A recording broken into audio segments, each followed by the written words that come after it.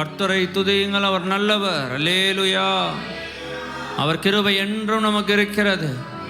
தலைமுறை தலைமுறையாக கிருபையினால் எங்களை காக்கிறவரே, உடைய கிருபையினால் எங்களை நிறைக்கிறவரே, அளவற்ற கிருபையினால் ஆண்டவரே எங்களை காக்கிறவரே, உமக்கு ஸ்தோத்திரம். நாம் எல்லாரும் இருக்கையிலிருந்து எழுந்திருந்து ஒரு பாடலை நாம் எல்லாரும் சேர்ந்து கரங்களை தட்டி பாடுவோம். தேவ கிருபை என்றும் உள்ளது, அவர் கிருபை என்றும் உள்ளது.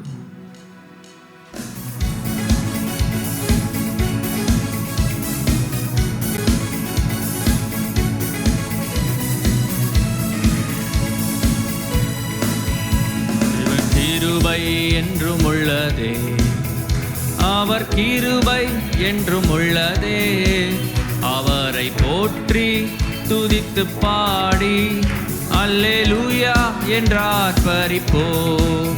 அவரை போற்றி துதித்து பாடி அல்லேலூயா என்றார்ப்பரிப்போம். நெருக்கப்பட்டோம் மடிந்திடாமல் கர்த்தர் தாம் நம்மை காத்ததாலே, நெருக்கப்பட்டோம் மடிந்திடாமல் கர்த்தர் தாம் நம்மை காத்ததாலே. அவர் நல்லவர், அவர் வல்லவர், அவர் கிருபை என்றும் உள்ளதே. அவர் நல்லவர், அவர் வல்லவர், அவர் கிருபை என்றும் உள்ளதே. தேவ கிருபை என்றும் உள்ளதே, அவர் கிருபை என்றும் உள்ளதே. அவரை போற்றி துதித்து பாடி அல்லேலூயா என்றார்ப்பரிப்போம். அவரை போற்றி துதித்து பாடி அல்லேலூயா. ஆமென். அவர் கிருபை நமக்கு என்றும் இருக்கிறது. அல்லேலூயா.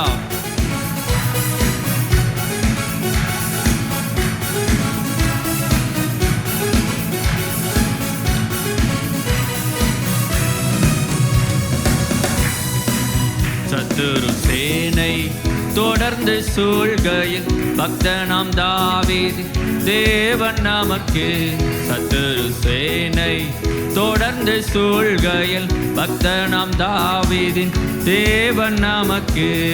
முன் சென்றாரே அவர் நல்லவர், அவர் கிருபை என்றும் உள்ளதே.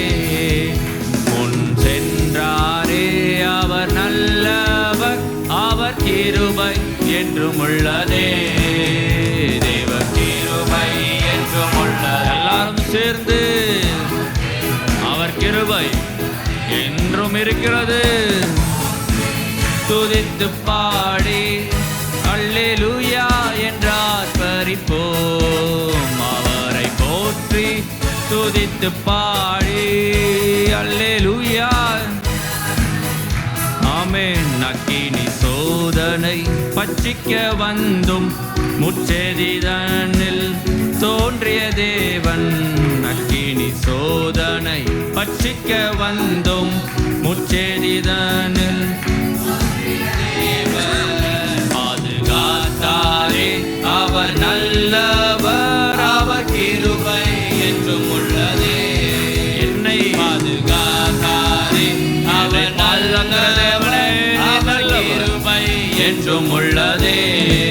எல்லாரும் அவர் கிருபை என்றும் உள்ளதே. அவரை போற்றி துதித்து பாடி அல்லேலூயா என்றார்ப்பரிப்போம். அவரை போற்றி துதித்து பாடி அல்லேலூயா என்றார்ப்பரிப்போம். காரிருள் போன்ற பாரினில் அவரே பாதையில் ஒளியாய். காரிருள் போன்ற கஷ்டங்கள் வந்தோ பாரினில் அவரே பாதையில் ஒளியாய். என்னை நடத்தினார் அவர் நல்லவர், அவர் கிருபை என்றும் உள்ளதே. என்னை நடத்தினார் அவர் நல்லவர், அவர் கிருபை என்றும் உள்ளதே. கிருபை என்றும்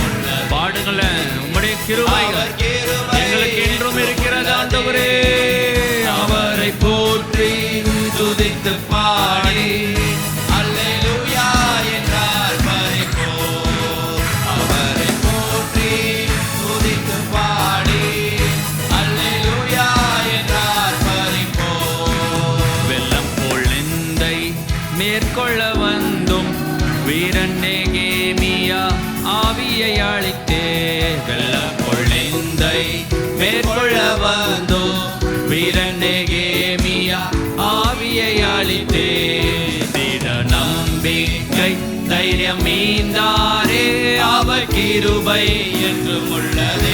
எங்கள் வாழ்க்கையில் நம்பிக்கை தைரியம் மீந்தாரே, அவர் கிருபை என்றும் உள்ளதே. மறுபடியும் பாடுவோமா? திட நம்பிக்கை தைரியம் மீந்தாரே, அவர் கிருபை. எங்கள் பயமுள்ள ஆவியை கொடாமல் ஆண்டவரே, எங்கள் பலமும் அன்பும் தைரியமுள்ள ஆவியை தந்தீரே. மறுபடியும் பாடுவோமா? திட நம்பிக்கை தைரியம் மீந்தாரே, அவர் கிருபை என்றும். எல்லாரும் சேர்ந்து தேவ கிருபை என்றும் உள்ளதே. ஆமென். அவர் கிருபை என்றும் உள்ளதே. அவரை போற்றி துதித்து பாடி அல்லேலூயா என்றால் பரிப்போம். அவரை போற்றி உம்மை மாத்திரம் ஆண்டவர் அல்லேலூயா என்றால் பரிப்போம். நித்திய தேவனாம் சத்திய பரந்தாம் நித்தமும் நம்முடன் இருப்பதாலே. நித்திய தேவனாம் சத்திய பரந்தாம் நித்தமும் நம்முடன் இருப்பதாலே. அவர் நல்லவர் என்றும் துதியுங்கள், அவர் கிருபை என்றும் உள்ளதே. நாம் ஆராதிக்கிற தேவன் நீர் நல்லவர் என்றும் உள்ளதே. தேவ கிருபை என்றும் உள்ளதே. எல்லாரும் சேர்ந்து சபையே நாம் ஆராதிக்கிற தேவன், அவர் போற்றுதலை புகழ்கிறதற்கு பாத்திரர். ஆமென். எல்லாரும் சேர்ந்து மறுபடியும் எல்லாம் கரங்களை உயர்த்தி அவரை போற்றி துதித்து பாடி அல்லேலூயா என்றார். உங்கள் சத்தங்களை எல்லாம் உயர்த்தி ஆமென். நீர் ஒருவரே பாத்திரர். அவரை போற்றி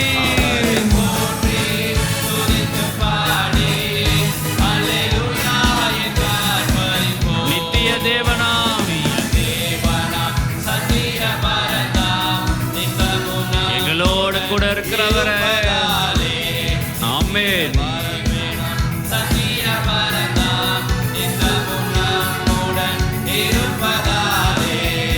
அவர் நல்லவர் என்றும் துதியுங்கள், அவர் கிருபை என்றும் உள்ளதே.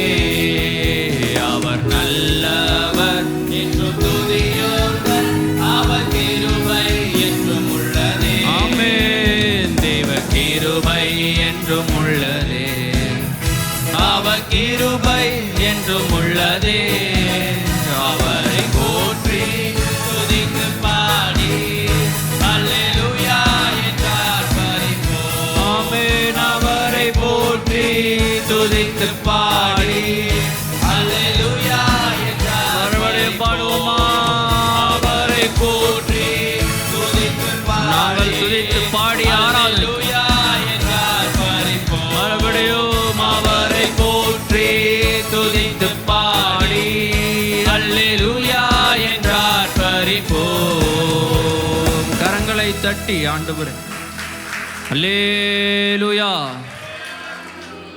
கிருபை இரக்கங்களால் மணிமுடி சூட்டுகின்றார்.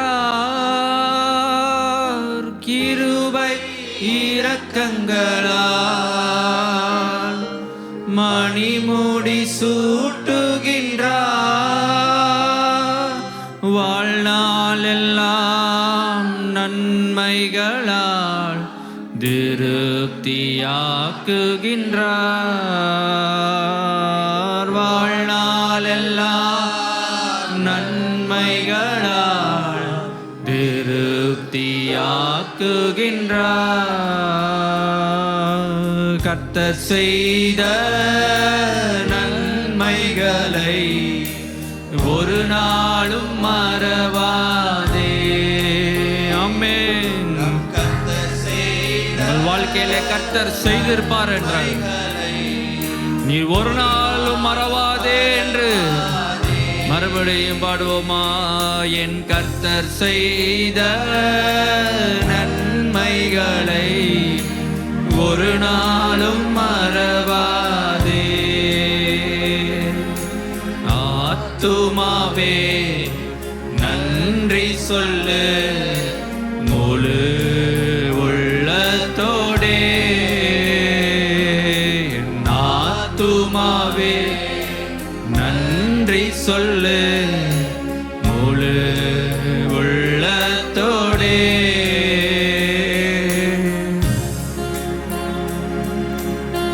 நேரத்தில் வசனம் சொல்லுகிறது, என் ஆத்துமாவே நீ கர்த்தரை ஸ்தோத்திரி.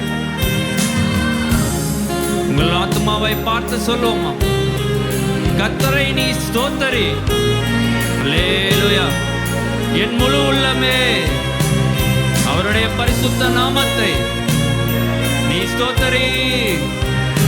என் ஆத்துமாவே நீ கர்த்தரை மாத்திரம் முழு இருதயத்தோடு ஆண்டவரே உம்மை ஸ்தோத்தரிக்கிறோம். நீ செய்த சகல உபகாரங்களை நாங்கள் மறவாமல் ஆண்டவரே இந்த நேரத்திலே ஸ்தோத்தரித்து துதிக்கிறோம் என்று சொல்வோமா?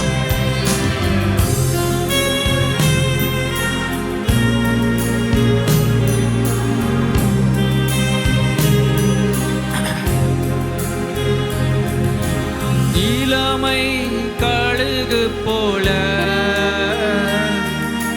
புதிதாக்கி மகிழ்கின்றார். இளமை கழுகு போல புதிதாக்கி மகிழ்கின்றார்.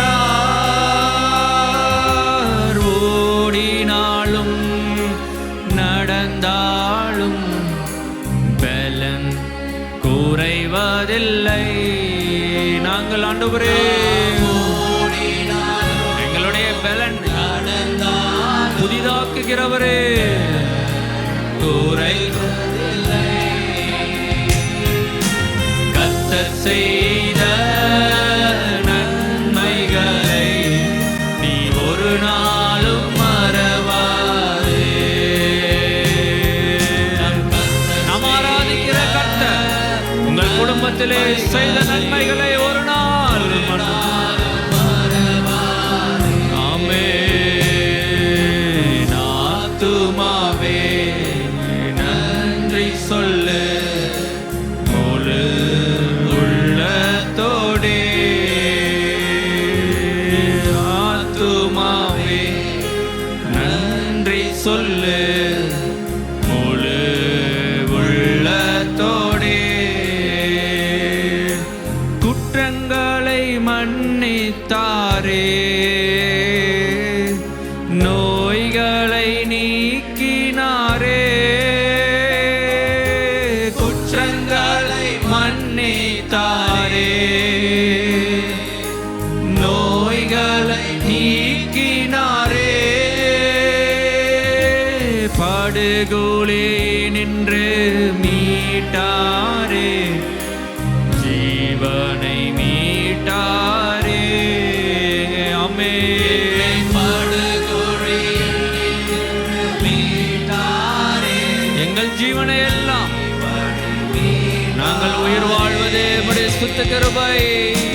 கர்த்தர் செய்த நன்மைகளை ஒரு நாளும் மறவாதே.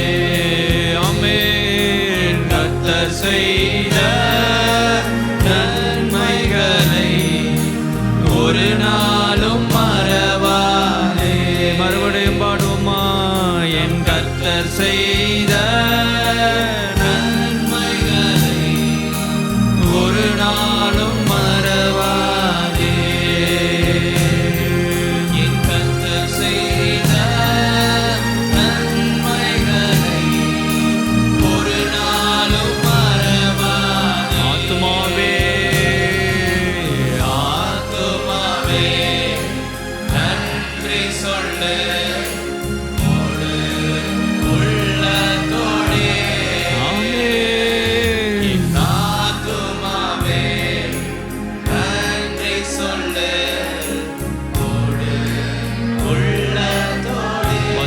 சொல்லுகிறது, கர்த்தருடைய வார்த்தையை கேட்டு அவருடைய வசனத்தின்படி செய்கிற பலத்த சௌரியவான்களாகிய அவருடைய தூதர்களே அவரை ஸ்தோத்தரியுங்கள்.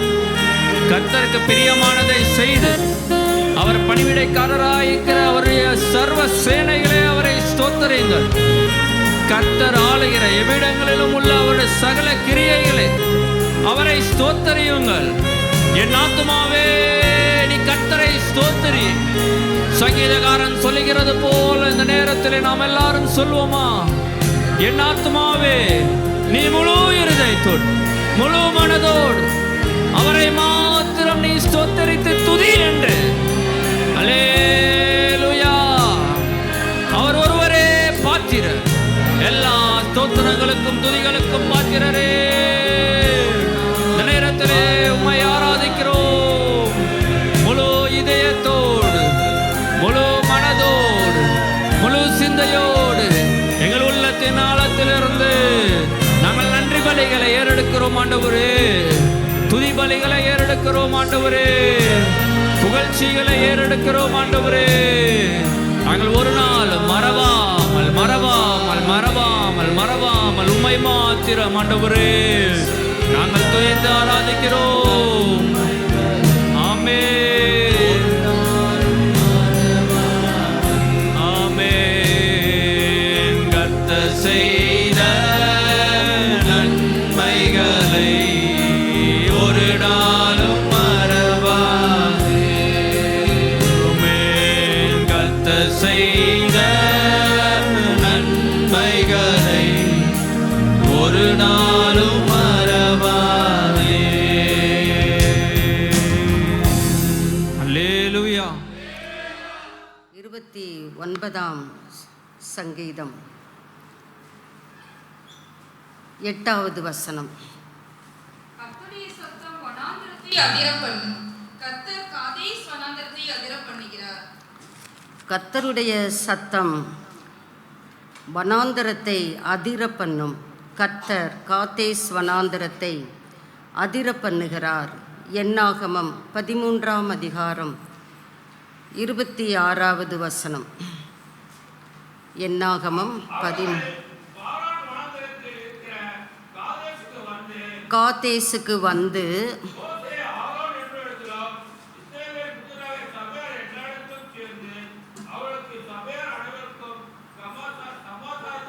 விஷயத்தை அறிவித்து தேசத்தின் கனிகளை அவர்களுக்கு காண்பித்தார்கள். என்னாகமம் 20:1. இஸ்ரவேல் புத்திரரின் சபையார் எல்லாரும் முதலாம் மாதத்தில் சீன் வனாந்திரத்திலே சேர்ந்து ஜனங்கள் காதேசிலே தங்கி இருக்கையில் மிரியாம் மரணம் அடைந்து அங்கு காதேசிலேயே அடக்கம் பண்ணப்படுகிற சூழலை அங்கே வாசித்து அறிகிறோம். நம்முடைய தலைகளை இருக்கிற இடத்திலே நம்முடைய சிரசுகளை தாழ்த்தினால் நம்முடைய இருதயங்களை பார்க்க முடியும். ஆண்டவரே, இந்த இருதயத்தில் உங்கள் வார்த்தைகளை பதிய பண்ணுங்கப்பா. உங்கள் சத்தம் என்னுடைய வாழ்க்கையில் இருக்கிற வனாந்தரத்தை அதிர செய்யட்டும். நீங்கள் காதேஸ் வனாந்தரத்தை அதிர பண்ணுகிறவராமே. காதேசிலே தங்கி இருக்கும் பொழுது ஆண்டவரே, நீர் அதை எங்கள் வாழ்க்கையிலே தங்கி இருந்தது போதும் என்று சொல்லுகிறீரப்பா. வெகு நாளாய் நாங்கள் காதேசிலேயே தங்கி கொண்டிருக்கிறோம். ஆண்டவரே, எங்களை நல்வழிப்படுத்துவீராக. உம்முடைய நல்ல ஆவியானவர் எங்கள் ஒவ்வொருவரையும் செம்மையான வழியிலே நடத்தும்படியாக இந்த பரிசுத்த ஓய்வு நாளின் காலை வேளையிலே உம்மை நோக்கி பார்க்கிறோம். ஆண்டவர், எங்கள் தேவனாகிய கர்த்தர் எங்களுக்கு இரக்கம் செய்யும் வரைக்கும் எங்களுடைய கண்கள் உம்மை மாத்திரமே நோக்கி கொண்டிருக்கிறது என்பதை தேவரீர் அறிவீரையா. எங்கள் நடுவிலே நீ ராஜரீகம் பண்ணுவீராக, ஆளுகை செய்வீராக. இதற்கு விரோதமாய் எழும்புகிற எல்லா தீமைகளும் அந்தகார வல்லமைகளும் கர்த்தராகிய இயேசு கிறிஸ்துவின் நாமத்தினாலே சிறைப்பட்டு போவதாக.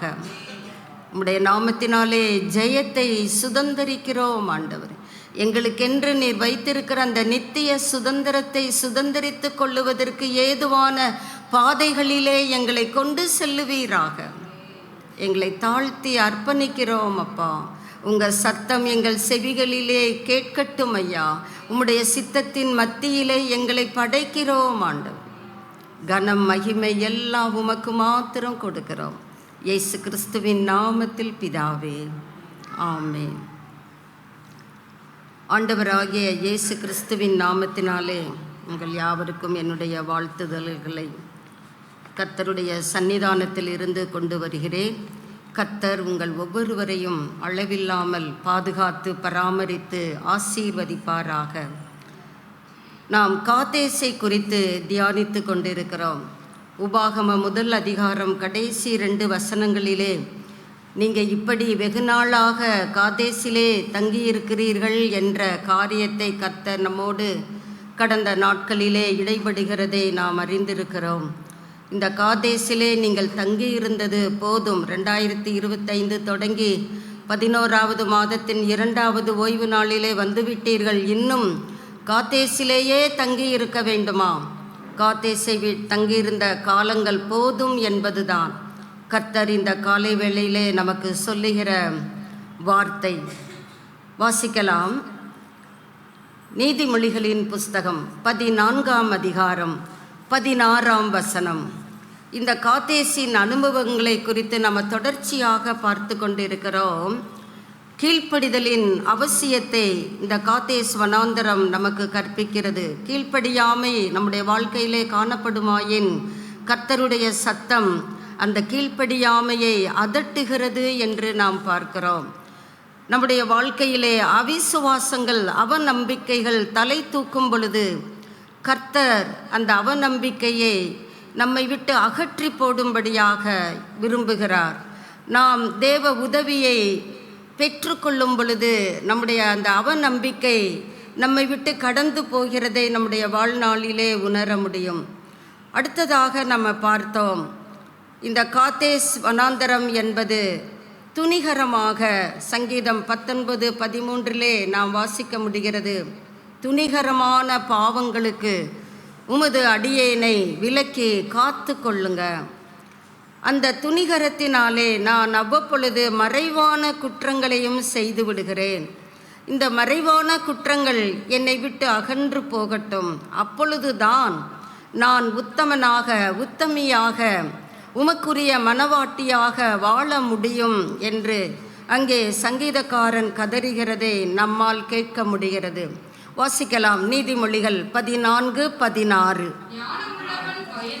ஞானமுள்ளவன் பயந்து தீமைக்கு என்ன செய்கிறான்? விலகி கொள்ளுகிறான். மதியினனோ மூர்க்கம் கொண்டு துணிகரமாயிருக்கிறான். இங்கே சாலமோன் துணிகரத்தை குறித்து நம்மோடு இடைப்படுகிறதை பார்க்கிறோம். துணிகரம் நம்முடைய வாழ்க்கையிலே நாம் மறுக்க இயலாது, மறைக்கவும் இயலாது. நம்மிடத்திலே துணிகரம் இருக்கத்தான் செய்கிறது. வேதத்திலே ஒரு மனிதனை கர்த்தர் நம் முன்பாக வைக்கிறார். அவன் மூர்க்கம் கொண்டவனாக, ஞானத்தை இழந்த ஒரு மனிதனாக தொடக்கத்தில் இருந்து அவனுடைய இறுதி காலம் வரைக்கும் அவனுடைய காரியங்களை நாம் தியானித்து பார்ப்போமானால் கர்த்தருடைய ஆவியானவர் அவன் மேல் பலமாய் வந்து இறங்கினவர். கர்த்தருடைய ஆவியானவர் அவன் மீது கிருபைகளை இரக்கங்களை அருளினவர்.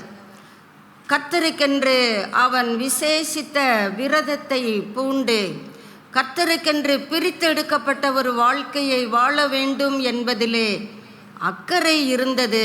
ஆனால் அந்த அக்கறை அங்கே தனிமைப்படுத்தப்பட்டு விட்டது. அந்த அக்கறை அவனால் செயல்படுத்த முடியாமல் மதியினனோ மூர்க்கம் கொண்டு அந்த மூர்க்கத்தினாலே அவன் தன்னுடைய வாழ்க்கையின் பல நன்மைகளை இழந்தவனாக பரிசுத்த ஆவியானவர் நம் முன்பதாக அவனை கொண்டு வந்து நிறுத்துகிறார். வாசிக்கலாம். நியாயாதிபதிகளின் புஸ்தகம் 16ஆம் அதிகாரம் 4 முதல் 30 வசனங்களை நாம் வைத்து கொள்ளுவோம். நியாயாதிபதிகளின் புஸ்தகம் 16ஆம் அதிகாரம்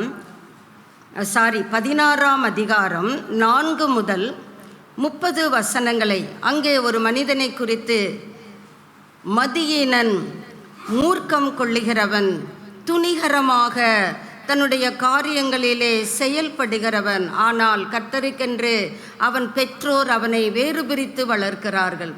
நீ கர்த்தருக்கென்று நசிரேய விரதம் பூண்டவன், இப்படித்தான் வாழ வேண்டும், நம்முடைய ஜீவ மார்க்கம் நமக்கு இப்படித்தான் போதனை கொடுக்கிறது, வேறு வழி கிடையாது, நானே வழி, நானே சத்தியம், நானே ஜீவன் என்று நம்முடைய பிதா நமக்கு ஒருவர் இருக்கிறார், அவரை மாத்திரம்தான் நாம் பின்பற்ற வேண்டும். ஆனால் அந்த மனிதனுக்கு அந்த மூர்க்கத்தினாலே, மதியினத்தினாலே அவன் துணிகரமான காரியங்களை தன்னுடைய வாழ்க்கையிலே துணிச்சலோடு செய்கிறான், மடிந்தும் போய்விடுகிறான். இன்னொரு மனிதனையும் நாம் வேதத்திலே பார்க்க முடிகிறது. அவனும் பலமுள்ளவன்தான். எப்படி இந்த சிம்சோன் பலசாலியாக நம் நடுவிலே நிறுத்தப்படுகிறாரோ, அதே போல 2 சாமுவேல் 11ஆம் அதிகாரத்திலும் 12ஆம் அதிகாரத்திலும் பார்க்கும் பொழுது அங்கேயும் ஒரு பலமான மனிதனை பார்க்க முடிகிறது. அவனும் பலம் வாய்ந்தவன். சிறுவனாயிருக்கும் பொழுதே கோலியாத்தை ஒரே கல்லினாலே வீழ்த்துகிற அளவிற்கு அவன் பலம் வாய்ந்தவன்.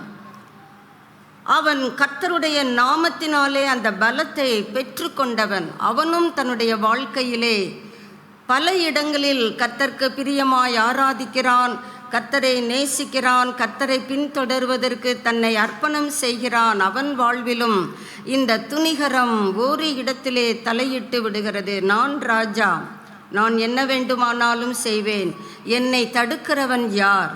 துணிகரம். நீ ராஜாவாயிருந்தால் துணிகரமாக செயல்படுவாயோ? ராஜாதி ராஜா அங்கே தீர்க்கனை அனுப்பி அவனோடு இடைப்படுகிறார்.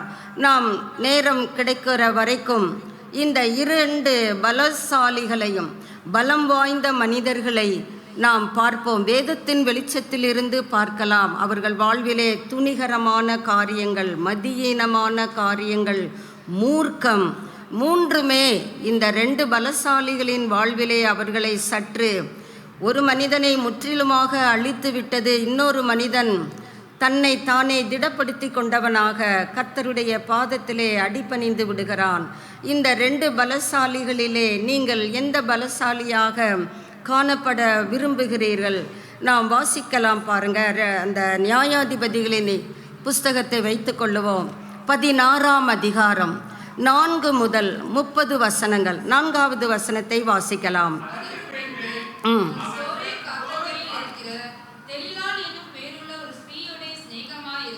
பாருங்க, கர்த்தருக்கென்று இவனை எப்படி இவனுடைய பெற்றோர் பிரித்தெடுத்து வளர்க்கிறார்கள் என்பதை 13வது அதிகாரத்திலே அவனுடைய பிறப்பை குறித்த காரியங்களை பார்க்க முடிகிறது.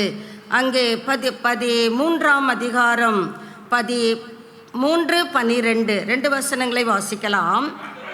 கர்த்தருடைய தூதனானவர் நோக்கி, அதாவது மிஸ்ஸஸ் மனோவாவோடு சொன்ன யாவற்றிற்கும் அவள் எச்சரிக்கையாயிருக்க வேண்டும். திராட்சை செடியிலே உண்டாகிறது ஒன்றும் சாப்பிடக்கூடாது. கர்த்தர் அங்கே டோன்ஸை வைக்கிறார். திராட்சை ரசமும் மதுபானமும் குடியாமலும், தீட்டு ஒன்றும் உள்ளே பிரவேசிக்க கூடாது. தீட்டு உள்ளே பிரவேசிக்குமானால் அவர்கள் தேவ ராஜ்யத்திற்குள்ளே பங்குதாரராக மாற இயலாது. தீட்டானது ஒன்றும், பிராக்கெட்டில் இது மாத்திரம் என்று எழுதப்படவில்லை. தீட்டானது ஒன்றும் என்றால் தீட்டானது எதுவுமே அவன் புசிக்க கூடாது. நான் அவளுக்கு கட்டளையிட்டதை எல்லாம், ஆமாம், முடிஞ்சா கை கொள்ளு, மிச்சம் உன்னால் முடியலைன்னா நான் அட்ஜஸ்ட் பண்ணிக்கிறேன், அப்படி கர்த்தர் இங்கே சொல்லவில்லை. கர்த்தர் சொன்னபடி எல்லாம், கட்டளையிட்டதை எல்லாம் அவள் கை கொள்ள கடவள். பாருங்க, தகப்பனார் கேட்குறாரு, பிள்ளையை எப்படி வளர்க்க வேண்டும், அதை எப்படி நடத்த வேண்டும். இந்த நாளிலே நம்ம ட்ரெண்டு என்று சொல்லுகிறோம். இந்த கடைசி நாட்களிலே, கொடிய காலங்களிலே நாம் வாழ்ந்து வருகிறோம். என்றாவது நம்முடைய பிள்ளையை குறித்து கர்த்தருடைய சமூகத்திலே நாம் ஜெபித்திருப்போமா என்பதை நாமே கேட்டுக்கொள்ளுவோம். என் பிள்ளை ரொம்ப ஞானமுள்ள பிள்ளை, என் பிள்ளை ரொம்ப அறிவான பிள்ளை, என் பிள்ளையா அதை கரெக்டாக செய்து முடிக்கும், நம்ம சொல்லி கொடுக்கணும்னு அவசியம் இல்லை, அது பார்த்துக்கணும், அதுக்கு எல்லாம் தெரியும்.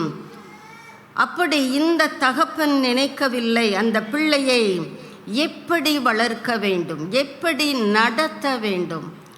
கர்த்தரிடத்திலே பெற்றோராகிய நாம் நம்முடைய பிள்ளைகளை வளர்க்கிறதற்கும் நடத்துகிறதற்கும் அவருடைய ஆலோசனையை நாம் பெற்றுக்கொள்வது நமக்கு நல்லது.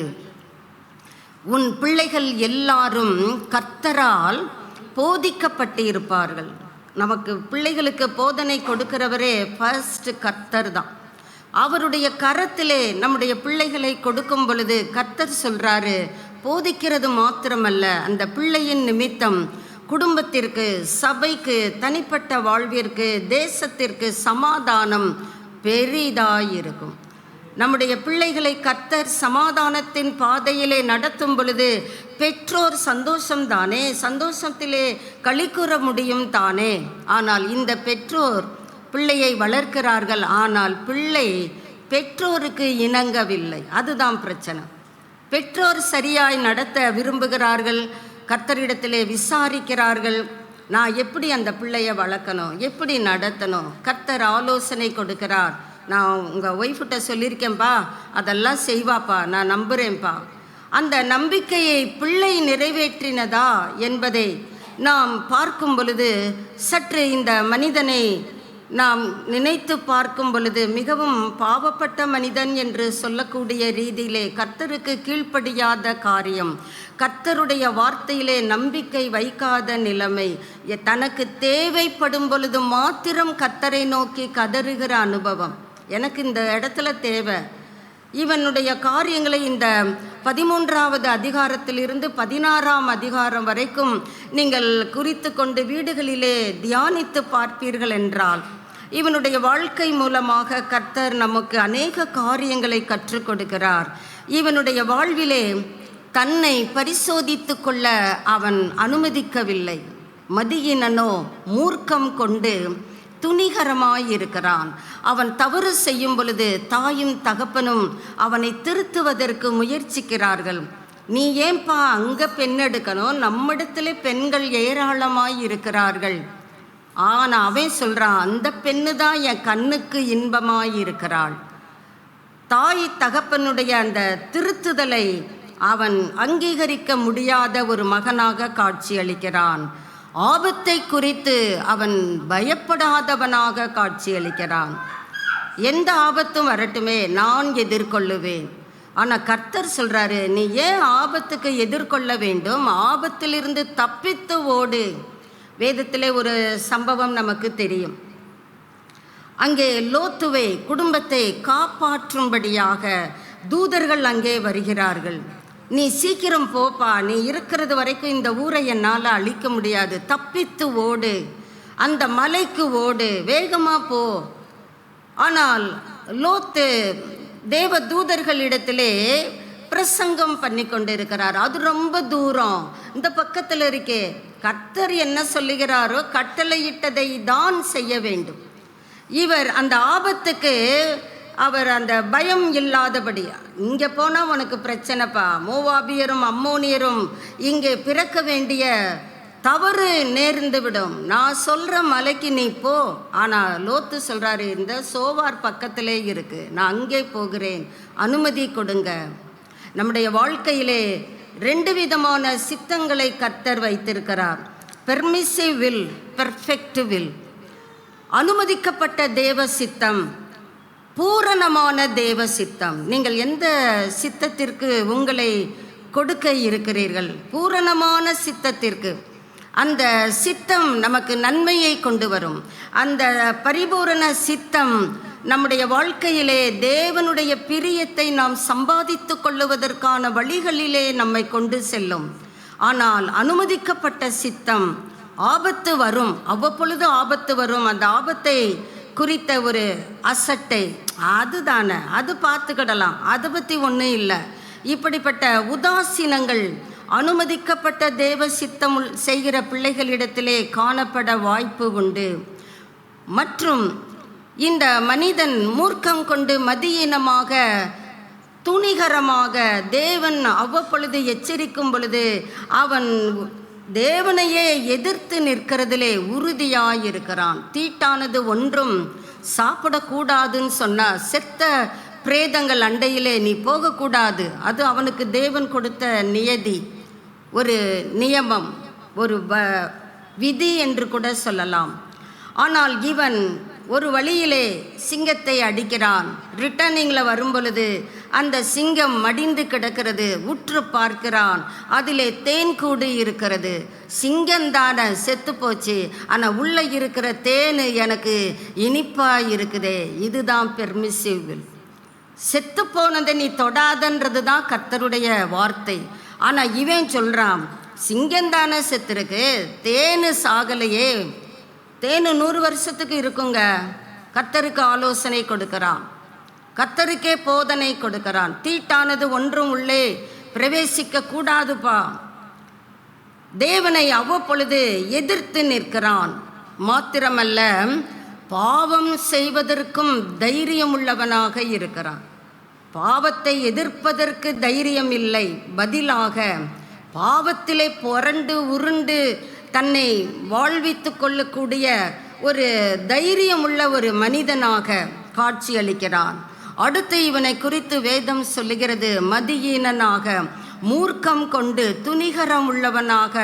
இவனுடைய செயல்பாடுகளை நீங்கள் அந்த நியாயாதிபதிகள் 13 முதல் 16 வரை வாசித்து பார்ப்பீர்களானால் அறிந்து கொள்ள முடியும். ஒரு உதாரணத்திற்கு ஆவியானவர் அவனை குறித்து சொல்லுகிறார். செங்குத்தான மலையிலே ஒரு உச்சி, செங்குத்தான மலை, அந்த உச்சியில் நின்றுக்கிட்டு இவன் விளையாடி கொண்டிருக்கிறான். கீழே இருக்கிறவங்க தேவ பிள்ளைகள், ஆவியானவர் வார்த்தையானவர் இவனை எச்சரிக்கிறார். வேண்டாம்ப்பா, மலையின் உச்சியில் இருந்து விளையாண்டா உனக்கு என்ன வரும்? ஆபத்து வரும். விளையாடலாம், எங்கே விளையாடணும்? சமபூமியிலே தான் விளையாட வேண்டும். இவன் எங்கே விளையாண்டு கொண்டிருக்கிறான்? செங்குத்தான மலையின் உச்சியிலே. அதை நம்ம யோசித்து பார்க்கவே முடியல. இவனுக்கு எப்படி அவ்வளவு ஒரு தைரியம் வருகிறது? கர்த்தர் சொல்லுகிற காரியத்தை எல்லாம் இவன் செய்யவில்லை, செய்யாதே என்கிறதை செய்கிறான். செங்குத்தான மலையின் உச்சியில் இருந்து கொண்டு நான் இந்த இடத்துல தான் என் வீரத்தை காட்டுவேன், என் துணிச்சலை காட்டுவேன் என்று அவன் பலவிதமான காரியங்களை செய்கிறான். அவன் பலவிதமான காரியங்களை செய்வதையெல்லாம் ஆவியானவர் மதியினம் என்று ஒப்பிடுகிறார். அவனை பார்த்து சொல்லுகிறார், மதியினன். மதியினனுடைய வழியெல்லாம் அழிவுதான். ஆனால் ஞானமுள்ளவன் என்ன செய்கிறான்? பயப்படுகிறான். யாருக்கு? கர்த்தருக்கு, கர்த்தருடைய வார்த்தைக்கு, கர்த்தருடைய பிள்ளைகளுக்கு பயப்படுகிறான். பயந்து தீமைக்கு தன்னை விலக்கி கொள்ளுகிறான். ஒருவேளை என் வாழ்க்கையிலே எங்கே இந்த மதியினம் ஒட்டி இருக்கிறதோ என்பதை சற்று வேதத்திலிருந்து நாம் பார்க்கலாம். இவனுடைய சுபாவம் மூர்க்கம் உள்ளவனாக, மூர்க்கம், கோபிக்கிறவனாக இவனை ஆவியானவர் நம் முன்பாக நிறுத்துகிறார். வாசிக்கலாம் பாருங்க, நியாயாதிபதிகள் 14ஆம் அதிகாரம் 19வது வசனத்துக்கு வருவோம். கர்த்தருடைய ஆவி அவன் அஸ்கலோனுக்கு போய் 30 பேரை கொன்று, 30 பேருங்க, சாதாரண கிடையாது, 30 பேரை அசால்ட்டாக என்ன செய்கிறான்? கொன்று அவர்களுடைய சரீரத்தில் இருக்கிற வஸ்திரங்களை உரிந்து கொண்டு வந்து விடுகதையை விடுவித்தவர்களுக்கு அந்த மாற்று வஸ்திரங்களை கொடுத்துவிட்டு கோபம் மூண்டவனாக செய்கிறதெல்லாம் அட்டூழியமான காரியம். இவருக்கு கோபம் வருதான். அந்த வசனத்திலே நீங்கள் பார்த்தீங்கன்னா 30 பேரை துணிவுடன் கொல்லுகிறான். 30 பேருடைய சரீரத்தில் இருக்கிற வஸ்திரங்களை உரிந்து கொள்ளுகிறான். ஏனென்றால் விடுகதையை விடுவித்தவர்களுக்கு நான் ஈடு பண்ண வேண்டும். நீ ஈடு பண்ண வேண்டும் என்றால் அதற்கு வேறு ஆப்ஷன் இல்லையா? 30 பேர் அப்பாவித்தனமாக அங்கே கொல்லப்படுகிறார்கள். பாருங்க, மாற்று வஸ்திரங்களை கொடுத்து கோபம் மூண்டவனாய் புறப்பட்டு அந்த இடத்திலிருந்து அவன் மூர்க்கம் உள்ளவனாக அந்த இடத்தை விட்டு கடந்து செல்லுகிறான் என்பதை அங்கே பார்க்கிறோம். கர்த்தர் அவனை குறித்த சாயலை அவனுடைய வாழ்க்கையிலே நசரேய விரதம் பூண்டவன், ஆவியானவர் அவனிலே இறங்குகிறவர். நம்ம இன்னைக்கு நினைக்கிறோம் ஆவியின் அபிஷேகம் பெற்ற பிள்ளைகள் தவறு செய்ய மாட்டார்கள். இவன் நமக்கு ஒரு உதாரணம். கர்த்தருடைய ஆவி அவன் மேல் இறங்கினதினால் அதுக்கு பிறகு அவன் கோபம் மூண்டவனாக அந்த இடத்தை விட்டு புறப்பட்டு தன் தகப்பன் வீட்டுக்கு போகிறான். அப்போ அந்த 30 பேரை கொல்லும் பொழுது அவன் எங்கே இல்லை, தகப்பன் இடத்திலிருந்து தன்னை பிரித்து கொள்ளுகிறான். தகப்பனுடைய உறவை துண்டித்து விடுகிறான். தகப்பனுக்கும் இவனுக்கும் ஒரு பிணைப்பு இல்லை, மாறாக பெலிஸ்திய பெண்கள் மீது இவனுக்கு ஒரு ஈர்ப்பு இருக்கிறதாக பார்க்க முடிகிறது. 15ஆம் அதிகாரம் 3வது வசனத்தை வாசிக்கலாம். நான் பெலிஸ்தருக்கு இவனே தன்னை குறித்து நியாயப்படுத்துகிறான், காம்ப்ரமைஸ் பண்ணுகிறான். நான் தப்பு செஞ்சாலும் அது தப்பு கிடையாது. நான் பெலிஸ்தருக்கு பொல்லாப்பு செய்தாலும், அதே பொல்லாப்பு என்று வரும் பொழுதே அது தீமை என்று தானே பொருள்படும். ஆனால் சொல்லுகிறான், பொல்லாப்பு செய்தாலும் அது என்ன கிடையாதாம், குற்றமில்லை. நாமும் இந்த உணர்வோடு தானே வாழ்கிறோம். அதனால ஒன்றும் தப்பு இல்லை, அது பொல்லாப்பு தான், அதனாலலாம் ஒன்றும் இல்லை. இந்த சிம்சோன் நமக்கு ஒரு முன்மாதிரியாக நம்முடைய வாழ்க்கையிலே துணிகரத்திற்கு காணப்படுகிறதை பார்க்க முடிகிறது. தன்னுடைய பலத்திலே அவன் நம்பிக்கை வைக்கிறான். நான் அசால்ட்டாக 30 பேரை கொன்றுவேன், நான் ஒரு நரியை பிடிக்கிறதுக்கெல்லாம் நீங்கள் கஷ்டப்படுவீங்க, நான் 300 நரிகளை பிடித்து வாளோட வாளா பந்தத்தை கட்டி வயலுக்குள்ளே துரத்தி விடுவேனாக்கும். நான் யார் தெரியுமா, நான் ஜெபித்தா கர்த்தர் உடனே பதில் கொடுத்துருவாராக்கும். நான் யார் தெரியுமா, நான் என்ன பண்ணுவேன் தெரியுமா, அது கர்த்தருக்கு தெரியும், உங்களுக்கு தெரியணும்னு அவசியம் இல்லை. தன்னுடைய சுய பலத்திலே அவன் நம்பிக்கை வைக்கிறதாக வேதம் அவனை நமக்கு முன்னிறுத்துகிறது. கர்த்தரோடு கொண்டிருக்கிற உறவுக்கு பதிலாக அவன் யாரோடு உறவு வைத்து கொள்ளுகிறான், பெலிஸ்திய பெண்களோடு. அவங்க தான் அவனுக்கு ரொம்ப பிரியமானவளாக. அம்மா சொல்கிறாங்க வேண்டாம், அதெல்லாம் இல்லை, எனக்கு அந்த பெண்ணு தான் வேண்டும். ஏன், அவள் என் கண்ணுக்கு இன்பமாக இருக்கிறாள். சாப்பிட்டா நாக்குக்கு டேஸ்ட்டு, ஆனால் இந்த ஐயாவுக்கு கண்ணுக்கு இன்பமாக இருக்கிறாங்களாம். அந்த கண்ணுக்கு இன்பமாக இருக்கிறதுனால தேவனுடைய பிள்ளைகளோடு, தன்னுடைய பெற்றோரோடு, ஆவிக்குரிய பெற்றோர் என்று தெரிந்தும் அவர்களோடு தொடர்பு வைத்து கொள்ள அவன் மறுக்கிறான். பதிலாக பெலிஸ்திய பெண்கள் தான் எனக்கு தேவை. அந்த 16ஆம் அதிகாரம் வருவோம் பாருங்க, முதல் வசனத்தை வாசிக்கலாம். காசாவுக்கு போய் அன்காட்லி ஃபெல்லோஷிப், கர்த்தர் அவனை குறித்த காரியங்களை எழுதுகிறார். அங்கே ஒரு பெண்ணை கண்டு பாருங்க, அதே அதிகாரம் 4வது வசனத்துக்கு வருவோம். கோரே காற்றின் கரையில் இருக்கிற தெலீலாள் என்னும் பேருள்ள ஒரு ஸ்திரீயோடு யாருடனே சிநேகம் வைத்திருக்க வேண்டும். இவன் யாரோடு சிநேகப்பட்டிருக்கிறான், பெண்களோடு. அதுவும் இஸ்ரேல் பெண்களோடு இல்லை, பெலிஸ்திய பெண்கள், கர்த்தரை நிராகரிக்கிற, சுண்டெலிகளை மூஞ்சுருகளை ஆராதிக்கிற, பாகால்களை தொழுது கொள்ளுகிற அந்த பிள்ளைகளோடு இவன் எப்படி இருக்கிறான், சிநேகமாயிருக்கிறான். இவனுக்கு அவங்க தான் ரொம்ப பிடிச்சிருக்கு, கர்த்தர்லாம் பிடிக்கலை. வாசிக்கலாம், அதில் தொடர்ந்து நீங்கள் படித்து பார்த்தீங்கன்னா தெரியும். பெலிஸ்திய பெண்கள் இவனை நேசிக்கவில்லை, இவன்தான் பெலிஸ்திய பெண்களை நேசிக்கிறான். நீங்கள் அந்த 5வது வசனத்துக்கு வருவோம். 16:5. பெலிஸ்தரின் அதிபதிகள் இப்போ என்ன பண்ணுறாங்க, நீ அவனை நயம் பண்ணி அவனுடைய பலத்தை குறித்த காரியம், அவன் இவ்வளவு ஸ்ட்ரெங்காக இருக்கிறான், அட் அ டைமுக்கு 30 பேரை கொன்று போடுறான், அட் அ டைமுக்கு 300 நரிகளை கொல்றான். இவன் என்னையா சிங்கத்தை வாயை கிழிச்சு போட்டுறான், பலசாலியாக இருக்கிறான். இவனுடைய பலம் எங்கிருந்து வருகிறது, அதை மாத்திரம் நீ அவன்கிட்ட என்ன பண்ணு, நயமாய் பேசி மேட்ரை வாங்கு. நாங்கள் உனக்கு என்ன பண்ணுவோம், ஒவ்வொருவரும் 1100 வெள்ளிக்காசு உனக்கு, அவளுக்கு அந்த 1100 தான் மனதிலே இருந்ததே தவிர சிம்சோன் அவள் மனதிலே இல்லை. ஆனால் சிம்சோனுக்கு தெலீலாள் தான் சிநேகிதியாக காணப்படுகிறாள். நான் ஏன் அதை அழுத்தமாக சொல்லுகிறேன் என்றால், இவனுடைய பலம் இவனிடத்திலே தொடர்ந்து தங்கி இருந்ததா என்பதை நாம் வேதத்தின் வாயிலாக அறிந்து கொள்ள முடியும். இவனுக்கு சூழ்நிலையை கர்த்தர் மாற்றி கொடுக்கிறார். வேண்டாம், அங்கே போகாத, பெலிஸ்தியரோடு நீ ஐக்கியம் கொள்ளாத, அந்நிய தேவதைகளை வணங்குகிற பிள்ளைகளோடு நீ தொடர்பு வைத்து கொள்ளாத. பழகுனா என்ன, அதனால என்ன வந்துருச்சு, நாமும் கேட்கிறோம் தானே. நான் போனால் அந்த வீட்டையே ஆதாயம் பண்ணி கொள்ளுவேன்.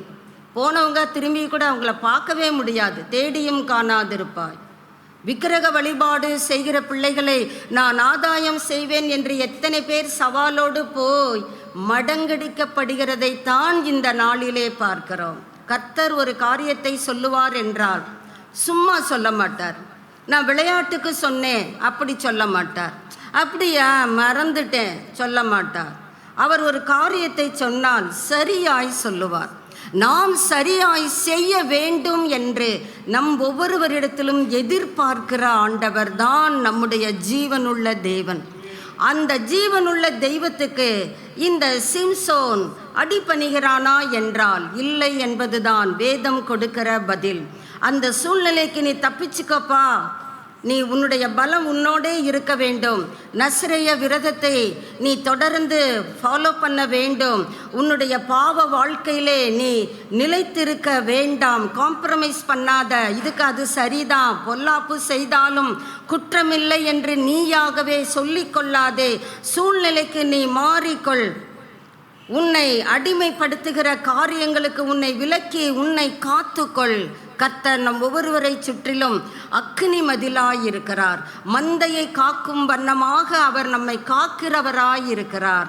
அப்படித்தானே தகப்பனுக்கு பிள்ளை ஊழியம் செய்தால் அந்த தகப்பன் அந்த பிள்ளையை எப்படி ஒரு தயவான பார்வையோடு கடாட்சம் செய்கிறானோ அதே போல கர்த்தர் சொல்றார், நான் உன்னை கடாட்சிப்பேன். இதெல்லாம் இந்த தேவ மனிதனுக்கு நினைவில் இருக்கிறதா என்பதை தெரியவில்லை. தொடர்ந்து என்ன செய்கிறார், அவளோடு 19வது வசனத்தை வாசிக்கலாம் பாருங்க. மடியில படுக்கிற அளவுக்கு ஐயா ரொம்ப ஃபாஸ்டா போயிட்டார். இவருடைய தொடர்பு அந்த தேவம் அல்லாத அந்த மனுக்குலத்தோடு நெருக்கமாக காணப்படுகிறது. வேதம் அவனை குறித்த காரியத்தை நமக்கு சொல்ல தயங்கவில்லை. அவள் அவனை தன் மடியிலே நித்திரை செய்ய பண்ணி, அதுக்கு முன்னால அவ தொடர்ந்து அவனை டிஸ்டர்ப் பண்ணுகிறாள், அவனை நயந்து கேட்கிறாள். ஏன்னா அப்படிதான் அந்த அதிபதிகள் சொல்லி அனுப்பியிருக்காங்க, நீ நயம் பண்ணி அவன்கிட்ட மேட்ரை வாங்கு. அவனுடைய பலம் எங்கே இருக்கிறது? நீங்கள் அதில் படித்து பார்த்தீங்கன்னா 10வது வசனத்துக்கு வருவோம். தெலீலாள் சிம்சோனை பார்த்து பரியாசம் பண்ணி பொய் சொன்னாய். அந்நியர்கள், தேவன் அல்லாத விக்கிரக வழிபாடு செய்கிற பிள்ளைகள் நசரேய விரதம் பூண்டவனை குறித்த சாட்சி எப்படி வருகிறது பாருங்க. நீ பொய் சொன்னாய், இப்போதும் உன்னை எதினாலே கட்டலாம் எனக்கு நீ சொல்லு. மறுபடியும் சொல்றான், என்ன நல்ல புதுசாக ஒரு கயிறு வாங்கி கட்டிட்டேன்னா நான் என்ன ஆயிடுவேன், ஸ்ட்ரென்த்தை இழந்துருவேன். உடனே புது கயிறை வாங்கி வந்து கட்டுறாங்க. இவன் அந்த அந்த பெரிய கயிறை, வடம் போன்ற கயிறை, தேர் இழுக்கிறதுக்கெல்லாம் அந்த கயிறை பயன்படுத்துவார்கள். அந்த கயிறை கொண்டு இவனை கட்டுகிறார்கள். ஆனால் இவன் அசால்ட்டாக எழுந்திருச்சு அந்த கயிறை எப்படி முறுக்கி போடுகிறான் என்றால், நூலு மாதிரி, ஒரு நூலை எப்படி அப்படி கையில் பிச்சா அந்த நூல் பிரேக் ஆகுதோ அது வசனம் அப்படித்தான் போடப்பட்டு இருக்கிறது. 12 வாசிக்கலாம். அப்பொழுது தெலீலா புது கயிறுகளை வாங்கி அவைகளால் அவனை கட்டி சிம்சோனே ஆ. பெலிஸ்தர் உன்மேல் வந்து விட்டார்கள் சிம்சோனே பெலிஸ்தர் உன்மேல் வந்து விட்டார்கள் என்றார். பதிவிருக்கிறவர்கள் அறை வீட்டில் இருந்தார்கள். ஆனாலும் அவன் தன் புயங்களில் இருந்து கயிறுகளை எப்படி அறுத்து போடுகிறான்? நூலை போல அறுத்து போட்டான். வடம் போன்ற கயிறை நூலை போல அறுத்து போடுகிறான். மறுபடியும் அங்க கோபப்படுகிறார்கள். மறுபடியும் தெலீலாள் சொல்லுகிறாள், நீ என்னை ரொம்ப இன்சல்ட் பண்ற, தொடர்ந்து பொய் சொல்லி கொண்டே இருக்கிற, உன்னை எதினால் கட்ட வேண்டும்?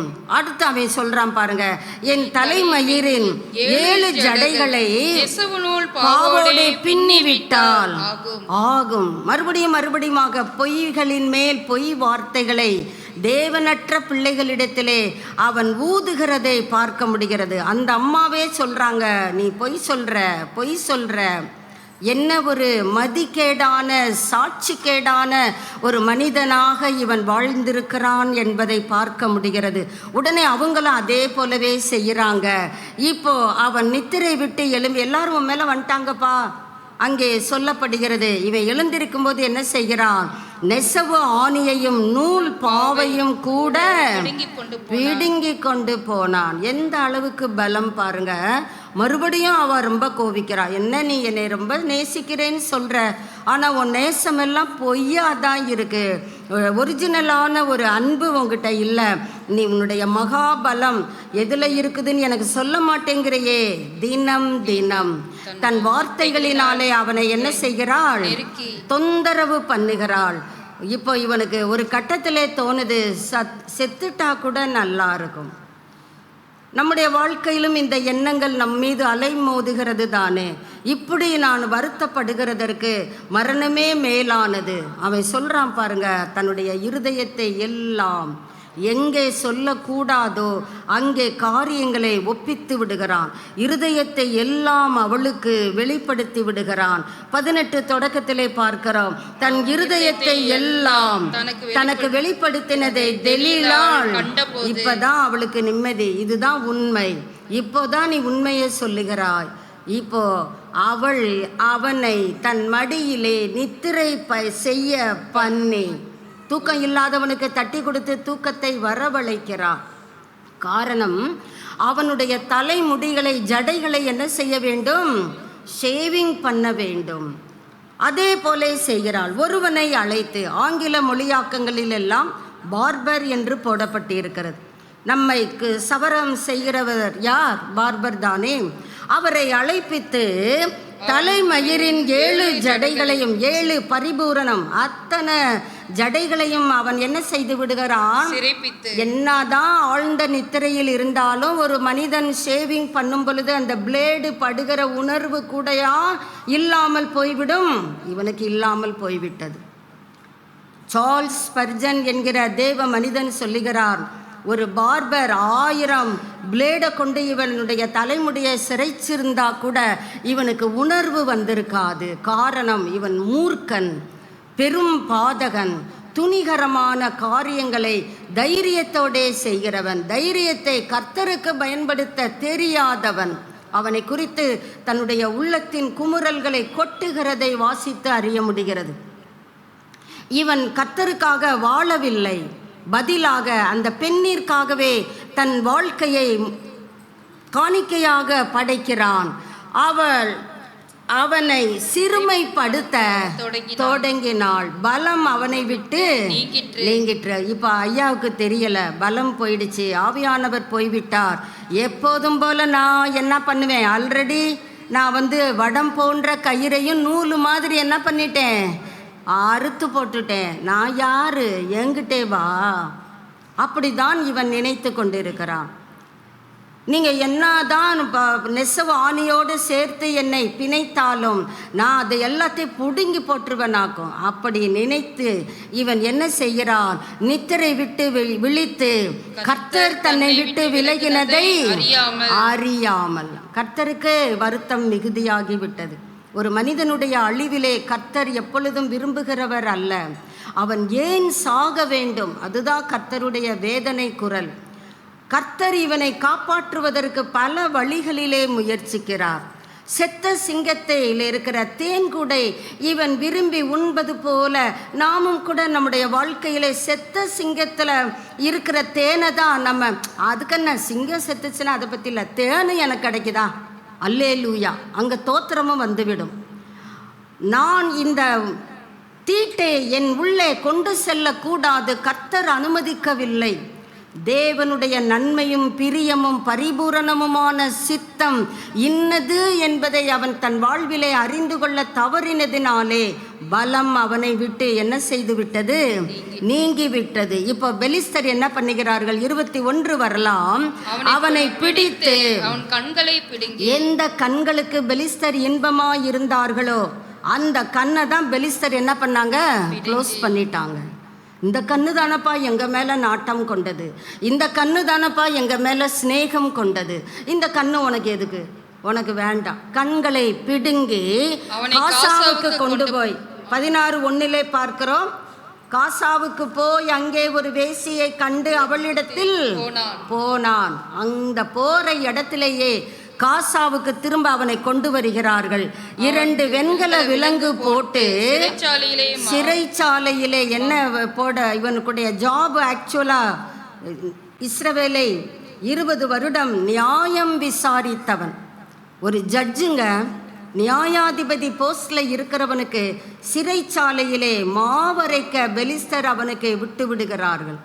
எவ்வளவு கீழ்த்தரமான இழிவான நிலைமை அவனுடைய வாழ்விலே ஏற்படுகிறது என்பதை பார்க்கும் பொழுது நம்முடைய உள்ளம் வேதனைப்படுகிறது. இந்த நிலைமை, இந்த துணிகரம் உங்களுக்கும் எனக்கும் வேண்டாம் என்பதுதான் கர்த்தருடைய வார்த்தை. இந்த காலை வேளையிலே நம்முடைய வாழ்விலும் துணிகரம் இருக்கும் என்றால் இந்த சிம்சோனை நம்முடைய கண்களுக்கு முன்பாக பதித்து கொள்ளுவோம். 14வது அதிகாரத்துக்கு வருவோம்.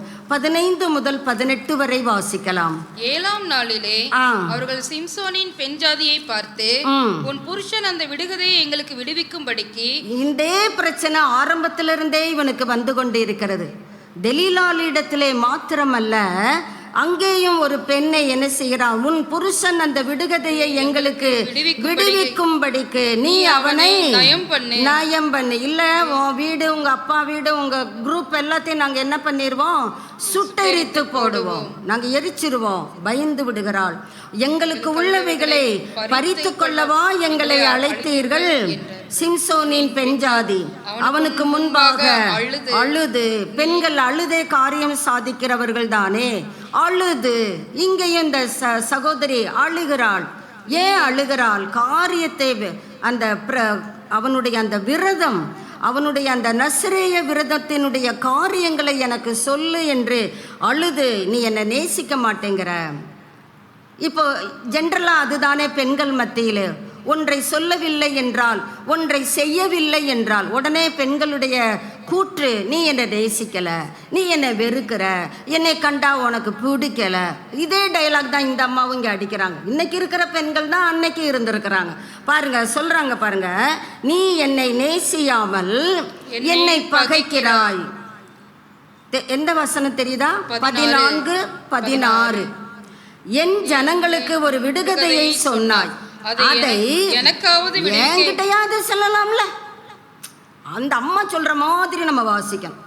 எனக்காவது சொல்லலாமே அப்படின்னா புரியாது. ஏன் என்கிட்ட சொல்ல மாட்டியா, எனக்கு கூட சொல்ல மாட்டியா அப்படி கேட்குது இந்த அம்மா. அதற்கு அவன், எங்க அம்மா அப்பாவுக்கே நான் மறைச்சிட்டேன், சொல்லலை, உனக்கு எப்படி நான் சொல்ல முடியும்? என்னுடைய பேரண்ட்ஸ் தான் முதல்ல, அவங்க தான் என்னை அந்த நசரேய விரதத்திலே கர்த்தருக்கென்று என்னை அர்ப்பணித்து வளர்த்து கொண்டிருக்கிறார்கள். அவங்களுக்கே நான் இதை சொல்லலப்பா, உனக்கு எப்படிப்பா சொல்லுவேன்? விருந்து உண்கிற அம்மா வந்து களத்தில் இறங்கிட்டாங்க. உனக்கு நான் விருந்து படைக்கிறேன், ஆனால் நான் சாப்பிட மாட்டேன்னா I am going on weeping on. அழுதுகிட்டே தான் இருப்பேன். அழுது அந்த சகோதரனுடைய இருதயத்தை கரைய பண்ணி விடுகிறார்கள். 7ஆம் நாளிலே அவன் அவனை அலட்டி கொண்டிருந்தபடி 7 நாள் தொடர்ந்து அழணும்னா அப்போ அவங்க கண்ணுக்குள்ளேயே ஒரு குளம் வைத்திருப்பார்களோ. 7 நாளும் அழுகிறாங்க. அவனுக்கே சீப்போன்னு ஆயிடுது, மேட்ரை முடிச்சிடறான். அதை அவளுக்கு விடுவித்தான். அப்பொழுது அவள் தன் ஜனங்களுக்கு அந்த விடுகதையை விடுவித்தாள். அவள் நோக்கம் அதுதானே, அவங்க அதை தானே சொன்னாங்க, நீ நயம் பண்ணி அவனுடைய பலம் எதிலே இருக்கிறது என்பதை எங்களுக்கு சொல்லு. அவ போய் அழகா சொல்லிட்டா. அவங்க டக்கென்று அந்த விடுகதையை விடுவித்து விட்டார்கள். இவன் நினச்சிக்கிட்டான் அவங்க என்னத்தை சொல்ல போகிறாங்க, அவங்களுக்கு தெரியாது. அவங்க ரொம்ப வேகமாக இவனுடைய விடுகதைக்கு பதில் சொல்லிவிட்டார்கள். இப்பொழுது இவன் தோற்று போனவன் ஆகிறான். தன்னுடைய பலத்தை கொண்டு 30 ஆட்களை கொன்று அவர்கள் சரீரங்களில் இருக்கிற வஸ்திரங்களை உரிந்து இப்போ விடுகதையை விடுத்தவர்களுக்கு அவன் அதை காணிக்கையாக பரிசு பொருளாக கொடுக்கிறான். ஆக இவனுடைய பலம் எங்கே பலவீனம் ஆகிறது என்றால், தேவன் அற்ற பிள்ளைகளோடு அவன் கொண்டிருந்த தொடர்பு. 7 நாள் அந்த அம்மா அலட்டுதுன்னா இவர் ஏன் அங்கே இருக்கிறார்? கர்த்தருடைய கேள்வி. கர்த்தர் கேட்கிறார். 7 days அந்த பெண்மணி, அதுவும் பெலிஸ்திய பெண்மணி, அந்த அம்மா உன்னை அழுது கரைக்குதுன்னா நீ போய் அந்த அழுகைக்கு ஈடு ஆகிருவியா? நீ தப்பித்துக்கொள், நீ எஸ்கேப் ஆயிடு, அந்த இடத்துல இருக்காதனா. அவன் அவளுக்கு அதை விடுவித்தான். இவனுடைய பலம் மாறி எப்படி ஆகிவிடுகிறான்? தண்ணீரை போல தளம்பினவனாக காட்சியளிக்கிறான். அவன் வாழ்க்கையில் அவன் அந்த அனுபவத்திலே இல்லைங்க. ஆனால் இப்பொழுது கைலாகு கொடுக்கிறதற்கு தேடுகிறான். 16-19 வருவோம். அவன் பலம் அவனை விட்டு நீங்கிற்று. பலம் போயிடுச்சுங்க. பலம் போனதுனால 21, 22, 23 நீங்கள் வாசித்து பார்ப்பீர்கள். ஆனால் அங்கே விக்கிரக வழிபாடு பயங்கர பண்டிகை கொண்டாட்டமாக மாறுகிறது. 23 பெலிஸ்தரின் பிரபுக்கள் பகைஞனாகிய சிம்சோனை நம்முடைய தேவன் தாகோன் நமக்கு ஒப்பு கொடுத்தாருன்னு சொல்றாங்க. அது உண்மையா? தாகோனா சிம்சோனை அரெஸ்ட் பண்ணுகிறார். இவன் வாய்மொழியை கொண்டுதான் இவன் பலத்தை இழக்கிறான். ஆனால் பெலிஸ்தியர் சொல்றாங்க, சிம்சோனை நம்முடைய தேவன் நம்முடைய கையில் ஒப்பு கொடுத்தார் என்று சொல்லி தங்கள் தேவனாகிய தாகோனுக்கு, நம்ம ஏற்கனவே கேட்டோம் அந்த தாகோனுடைய பலம் எப்படிப்பட்டது. உடன்படிக்கை பெட்டியை கொண்டு போய் தாகோன் கோவிலிலே வைத்தார்கள். அங்கே உடன்படிக்கை பெட்டி சைலண்டாக தான் இருந்தது, ஏதும் செய்யவில்லை.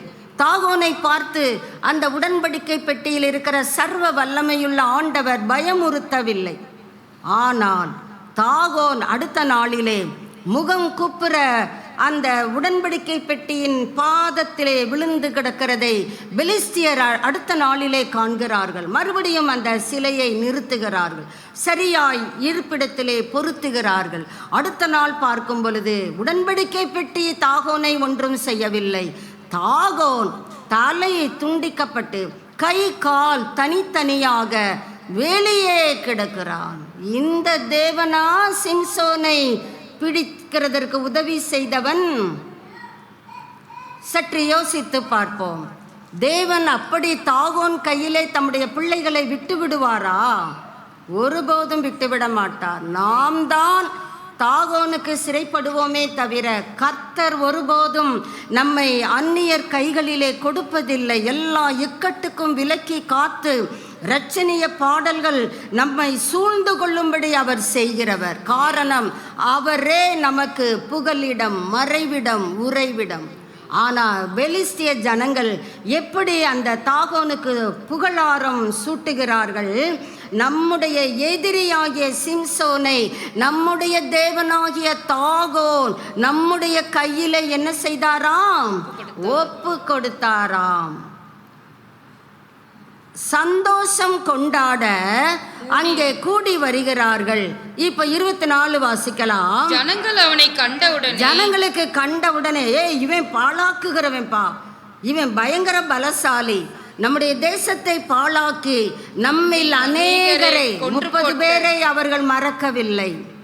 இன்றும் கரூர் சம்பவத்தை அடிக்கடி பேசதானே செய்கிறோம். அதே போலதான் இந்த ஜனங்களும் 30 பேரை கொன்னுட்டாம்பா ஒரே டைம்ல. இவனை விட்டு வைக்கலாமா? ஜனங்களுக்கு அந்த கோபம் எழும்புகிறது. நம்முடைய தேசத்தையே பாழாக்கினவன், நம்மில் அநேகரை கொன்று போட்ட இந்த சிம்சோன் நமக்கு யார்? பகைஞன். பகைஞனிடத்திலே உறவு வைத்துக்கொள்ள சிம்சோன் அங்கே சிநேகம் கொள்ள இவன் காசாவுக்கு போகிறான். இஸ்ரவேலிலே இருக்க வேண்டிய நபர், தேவனுடைய அடைக்கல பட்டணத்திலே தங்கி தாபரிக்க வேண்டிய நபர், காசாவுக்கு போய் யாரை பார்க்கிறான்? வேசியை பார்க்கிறான், தெலீலாளை பார்க்கிறான், சிநேகம் கொள்ளுகிறான். அந்த ஜனங்கள் இவனுக்கு சொல்லுகிற நற்பெயர் நம்முடைய பகைஞன். இந்த பகைஞனை தாகோன் நம்முடைய கையில் ஒப்பு கொடுத்தார் என்று சொல்லி தாகோனை புகழ்ந்து ஆராதிக்கிறார்கள். இப்படி அவர்கள் மனமகிழ்ச்சியாய் இருக்கும் போது பெலிஸ்தரிலே ஒரு சிலர் சொல்லுகிறார்கள், அவனை வச்சு நம்ம விளையாடுவோம், அவன் நமக்கு ஏன்னா கண்ணு பிடுங்கப்பட்டாயிற்று. இவன் தடுமாறுவதை எல்லாம் அவர்கள் ரசிக்க ஆரம்பிக்கிறார்கள். எத்தனை பரிதாபம்! கொஞ்சம் யோசித்து பார்ப்போம். தேவ மனிதன், நசரேய விரதம் பூண்டவன். இப்பொழுது பெலிஸ்தியர் இவனை பார்த்து என்ன செய்கிறார்கள்? எள்ளி நகையாடுகிறார்கள். நீ அவ்வளோ பெரிய பலசாலி தானே, இப்போ ஏன் உன்னைய காப்பாற்றிக்கிட முடியலை அப்படிங்கிற விதத்திலே இவனை என்ன செய்கிறார்கள்? இவனை தூண்களுக்கு நடுவே நிறுத்தி வேடிக்கை காட்டுகிறார். அவனை வச்சு வேடிக்கையாக்குகிறார். அந்த இடத்தை ஒரு பிளே கிரவுண்டு என்று ஆக்கி கொள்ளுகிறார். இவனை வச்சு ஜாலியாக பொழுதை ஓட்டுகிறார். அதற்கா தேவன் இவனை அழைத்தார். கர்த்தருடைய அழைப்பு என்னது என்பதை அவன் அறியாமல் மதியினனாய் காணப்பட்டதினாலே மூர்க்கம் கொண்டவனாக அவனுடைய வாழ்விலே துணிகரமான காரியங்களை அவன் செய்கிறதை பார்க்க முடிகிறது. அந்த 26 அவன் கையிலாக கொடுத்து நடத்துகிற பிள்ளையாண்டானோ தேடுறான். எங்கடா இருக்க, எங்கடா இருக்க, எனக்கு பார்வை இல்லை, என் கண்ணை தான் பிடுங்கி விட்டாங்க, பார்வை இல்லை, தடுமாறுகிறான். இதையெல்லாம் அந்த ஜனங்கள் என்ன செய்கிறார்கள்? ரசிக்கிறார்கள், ரசனையோடு பார்க்கிறார்கள். பார்த்தியா, 300 நரிய பிடிச்சவனுக்கு இப்போ பக்கத்தில் இருக்கிற கைலாகு கொடுக்கிறவனை கூட தெரியலை. எள்ளி நகையாடுகிறார்கள், பரிகசிக்கிறார்கள். இவன் வாழ்விலே நித்திரை, கர்த்தர் எங்கே நித்திரை பண்ணணுமோ அந்த இடத்தை விட்டு ஒரு அந்நிய பெண்ணின் மடியிலே அவன் நித்திரை பண்ணினதை கர்த்தர் சொல்லுகிறார். மதியினன், மதியினன். ஒருவன் அவன் ஜடைகளை சிறைப்பிக்கும் பொழுது கூட அவனுக்கு அப்படி தூக்கம் வருதா என்ன? தூக்கம் கந்தைகளை உடுத்தி வைக்கும். இவன் வாழ்விலே அந்த கந்தைகளை உடுத்தி, இதைத்தான் ஆவியானவர் அந்த ஸ்பர்ஜன் என்கிற மனிதரை கொண்டு சொல்லுகிறார். மலையின் செங்குத்தான அந்த விளிம்பிலே நின்று விளையாடுகிறான். நீ விளையாட முடியுமா அந்த இடத்துல? அட்லீஸ்ட் ஓட்டம் கூட ஓட முடியாது, விழுந்து விடுவோம். நமக்கு கர்ணம் தப்பினால் மரணம் என்று தானே சொல்லுவார்கள். அந்த இடத்திலிருந்து இவன் விளையாட்டு காட்டுகிறான். கர்த்தர் எச்சரிக்கிறார், வேண்டாம், அங்கே போகக்கூடாது. நான் என்னுடைய பலத்தை காண்பிக்கிறேன். பலத்தை காண்பிக்கிறதற்கு பதிலாக இவன் பலம் இவனை விட்டு நீங்கினதாக தான் வேதம் நமக்கு சொல்லுகிறது. சிம்சோன் மதியினன் என்பதை எப்படி காண்பிக்கிறான்? கர்த்தர் கொடுத்த எச்சரிப்புகளை நிராகரிக்கிறான். கர்த்தர் அநேக முறை அவன் தாயை கொண்டு எச்சரிக்கிறார், ஆசாரியர்களை கொண்டு எச்சரிக்கிறார். ஆனால் தேவனுடைய அந்த உணர்த்துதலை, தேவனுடைய ஆபத்து உனக்கு வரப்போகுதுப்பா பார்த்துக்கோ எச்சரிக்கிறதை இவன் என்ன செய்கிறான்? அசட்டை பண்ணுகிறான். மதியினன் மூர்க்கம் கொண்டு துணிகரமாக தன் வாழ்க்கையை அவன் முடித்து கொள்ளுகிற பரிதாபம். இவன் தேவனோடு கொண்டிருக்கிற உறவையும் கூட துண்டித்து விடுகிறான். கர்த்தருக்குள்ளாக பெற்றோர் இவனை வளர்க்கிறார்கள். வேதம் வாசி, ஜெபி, கர்த்தருடைய பாடலை பாடு என்று கர்த்தருக்குள் இவனை வளர்க்கிறார்கள். ஆனால் வாலிப பருவம் வந்த பொழுதோ இவன் கண்ணுக்கு வேற காரியங்கள் தான் இன்பமாய் தெரிகிறதே தவிர தேவன் இவனுக்கு இன்பமானவராக தோன்றவில்லை. தேவனா? வேண்டாம், அது போரு. இவனை குறித்து வேதம் சொல்லுகிறது, இவனுடைய வாழ்க்கையிலே ஜெபமற்ற மனிதனாக வாழ்ந்திருக்கிறான். எப்படி தன்னுடைய மதியினத்திலே தொடர்ந்து இவன் காணப்படுகிறான் என்றால் 2 இடத்துல மாத்திரம்தான் இவன் ஜெபிக்கிறதாக வேதம் நமக்கு கூறுகிறது. வாசிக்கலாம் 15-18. அவன் மிகவும் தாகமடைந்து கர்த்தரை நோக்கி கூப்பிடுகிறான். அதுதான் ஜெபம். நம்ம அப்படிதானே, ரொம்ப தாகமாக இருக்கும்போது தான் இவனுக்கு கர்த்தரை நினைவுக்கு வருகிறார். நம்முடைய வாழ்க்கையிலும் அப்படித்தானே, எனக்கு இது தேவை, தாகம். அது வாட்டர் தர்ஸ்ட் மாத்திரமல்ல, ஒரு காரியத்தை குறித்த ஒரு தாகம் நமக்கு இருக்கும் பொழுதுதான் கர்த்தரை நம்முடைய நினைவிற்கு கொண்டு வருகிறோம். அப்பொழுதுதான் ஆலயம் நம்முடைய நினைவிற்கு வரும். அப்பொழுதுதான் ஜெபிக்கிற தேவ பிள்ளைகளை கூப்பிட்டு, ஜெபம் பண்ணுறீங்களாமே, இதை சேர்த்துக்கங்க. இவங்க தூங்குவாங்களாம், இன்னொருத்தவங்க முழிச்சிருந்து ஜெபிப்பாங்களாம். ஏன்னா இவங்களுக்கு தாகம் அப்படி. நாங்கள் தாகமாக இருக்கிறோம். எங்கள் தாகத்தை தீர்க்கணும்னா நீங்கள் என்ன பண்ணுங்க, உங்கள் வேலை அதுதானே. அடுத்த வார்த்தை, உங்கள் வேலை அதுதானே. எங்கள் வேலை தூங்குற வேலை. எங்களுடைய தாகம் தீர்க்கப்பட நீங்கள் என்ன செய்ய வேண்டும்? யாராவது ஒருவர் ஜெபித்து கொள்ளுங்கள் என்ற அங்கனையே அந்த ஜெபத்தை முடிச்சிடணும். அவங்களுக்காக ஜெபிக்கிறே ஆண்டர், அதுக்கு வீட்டுக்கெல்லாம் கொண்டாடக்கூடாது. நம்முடைய விலை உயர்ந்த நேரம் கெட்டுவிடும். இவன் தாகத்தோடு என்ன செய்கிறான்? தேவரீர் உமது அடியேன் கையினால் இந்த பெரிய ரட்சகரை ஆராதிக்கிறோம் என்ற நினைவு உண்டுதானே, அவ்வப்பொழுது மறந்து விடுகிறது. தாகம் வரும் பொழுதுதான் ரட்சகரை குறித்த சிந்தனை ஏற்படுகிறது. இப்பொழுது நான் தாகத்தினால் செத்து, சொல்றான், நான் சாக போறேன், நான் செத்துறணுமா? நீர் தானே ரட்சகர், விருத்த சேதனம் இல்லாதவர்களுடைய கையிலே நான் விழணுமா? ஜபம்லாம் அருமையாக தான் இருக்கு. கர்த்தர் இரக்கத்தில் ஐஸ்வர்யம் உள்ளவர், அவர் மன்னிக்கிறதற்கு தயை பெருத்தவர். அப்பொழுது தேவன் அவனுக்கு தண்ணீர் ஊற்றை பிளக்க பண்ணினார். அவன் தன்னுடைய தாகத்தை தீர்த்து கொள்ளுகிறான். தாகம் தீர்க்கப்பட்ட மனிதன் எங்கே இருக்க வேண்டும்? உங்கள் ஜெபங்களுக்கு கர்த்தர் உங்களுக்கு பதிலளித்து உங்கள் தாகத்தை தீர்த்திருப்பார் என்றால் அடுத்து நீங்கள் எங்கே இருக்கிறீங்க? பழைய உலகம், பழைய எகிப்துக்கு திரும்பி போய்விடுகிறோம். நாம் எகிப்திலே இருந்துக்கிடுவோம். திரும்ப எனக்கு தாகம் வரும் தானே, அப்பொழுது கர்த்தரை நோக்கி கூப்பிடுவோம். இவனும் அப்படித்தான் வாழ்ந்து கொண்டிருக்கிறான். மதியினன் துணிகரமாக கர்த்தருக்கு அடாத காரியங்களை செய்கிறான். தாகம் தீர்க்கப்பட்டவன், தாகம் தீர்த்தவருக்கு நன்றி செலுத்த வந்திருக்க வேண்டும் தானே. இவன் கால்கள் வேசியினிடத்தில் அல்லவா போகிறது. 16:1 கர்த்தர் அதைத்தான் முதல் வார்த்தையிலே சொல்லுகிறார். இவன் காசாவுக்கு போறான், நான் தாகம் தீர்க்க, என்கிட்ட வரல. இவன் கால் எங்க போகுது? வேசியை கண்டு அவளிடத்தில் போனான். தெலீலாளை கண்டு சொல்றான், அவதான் என் கண்ணுக்கு ஸ்நேகமாயிருக்கிறா, பிரியமாயிருக்கிறா, அவதான். அப்போ திரும்ப என்னுடைய வாழ்க்கையிலே தாகம் ஏற்படுமே, அப்போ பார்த்துக்கலாம். நம்மள மாதிரி தான் நாமும் அப்படித்தானே ஜீவிக்கிறோம். நமக்கு ஒரு தேவை என்றால் இயேசுவை நோக்கி ஓடி வருகிறோம். தேவை சந்திக்கப்பட்டு விட்டது என்றால் இயேசுவா, அது யாரு? சர்ச்சா? என்ன சொல்ற? எனக்கு புரியலப்பா. எள்ளி நகையாடுகிறோம், பரிகசிக்கிறோம். இவனும் அப்படித்தான் வாழ்கிறான். அடுத்த ஒரு இடத்துல அவன் ஜெபிக்கிறான். 2 இடத்துல தாங்க இவனுடைய ஜெப வாழ்க்கையை கர்த்தர் எழுதி வைத்திருக்கிறார்.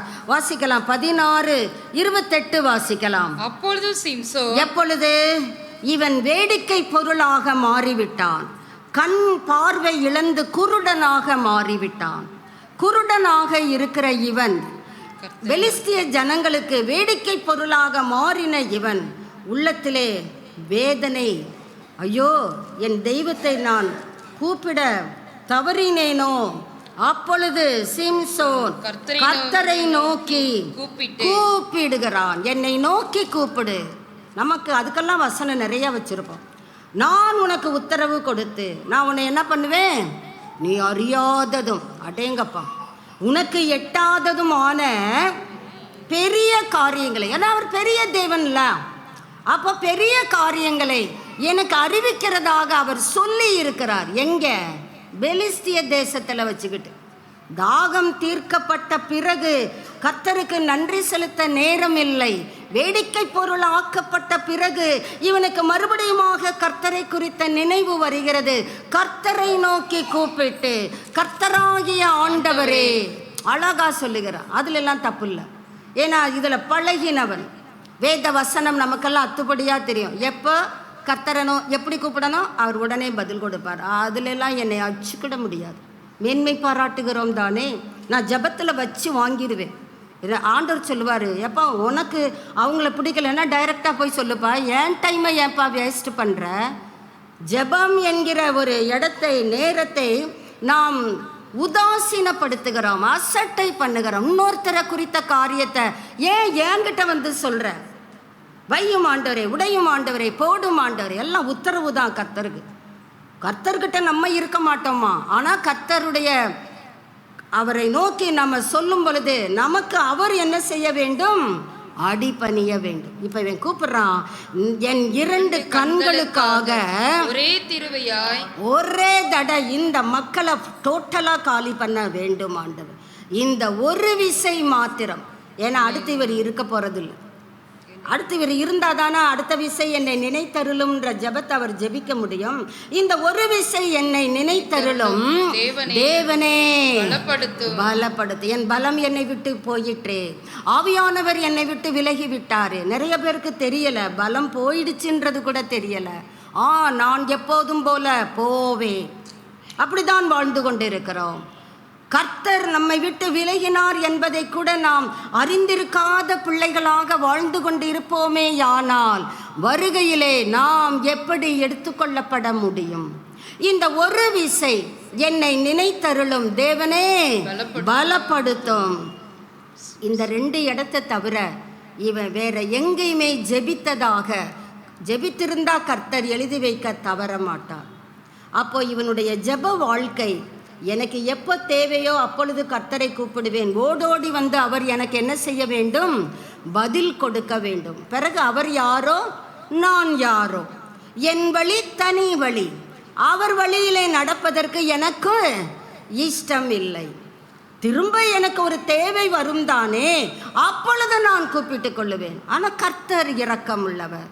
அவர் கிருபையாக இந்த ஒரு விசை என்னை நினைத்தருளும் என்று ஜெபித்த ஜெபத்திற்கும் பதிலளிக்க தவறவில்லை. கர்த்தருக்கு பேரே அநேக நாமங்கள் அவருக்கு உண்டு. அதிலே ஒரு நாமம் ஜெபத்தை கேட்கிறவர். எல்லாம் நமக்கு தெரியும். நமக்கு தேவைக்கு தான் ஆண்டவரை நோக்கி கூப்பிடுவோம். தேவை சந்திக்கப்பட்டாயிற்றா, கர்த்தருக்கும் எனக்கும் இடையில் இருக்கிற தொடர்பு அருந்துவிடும்.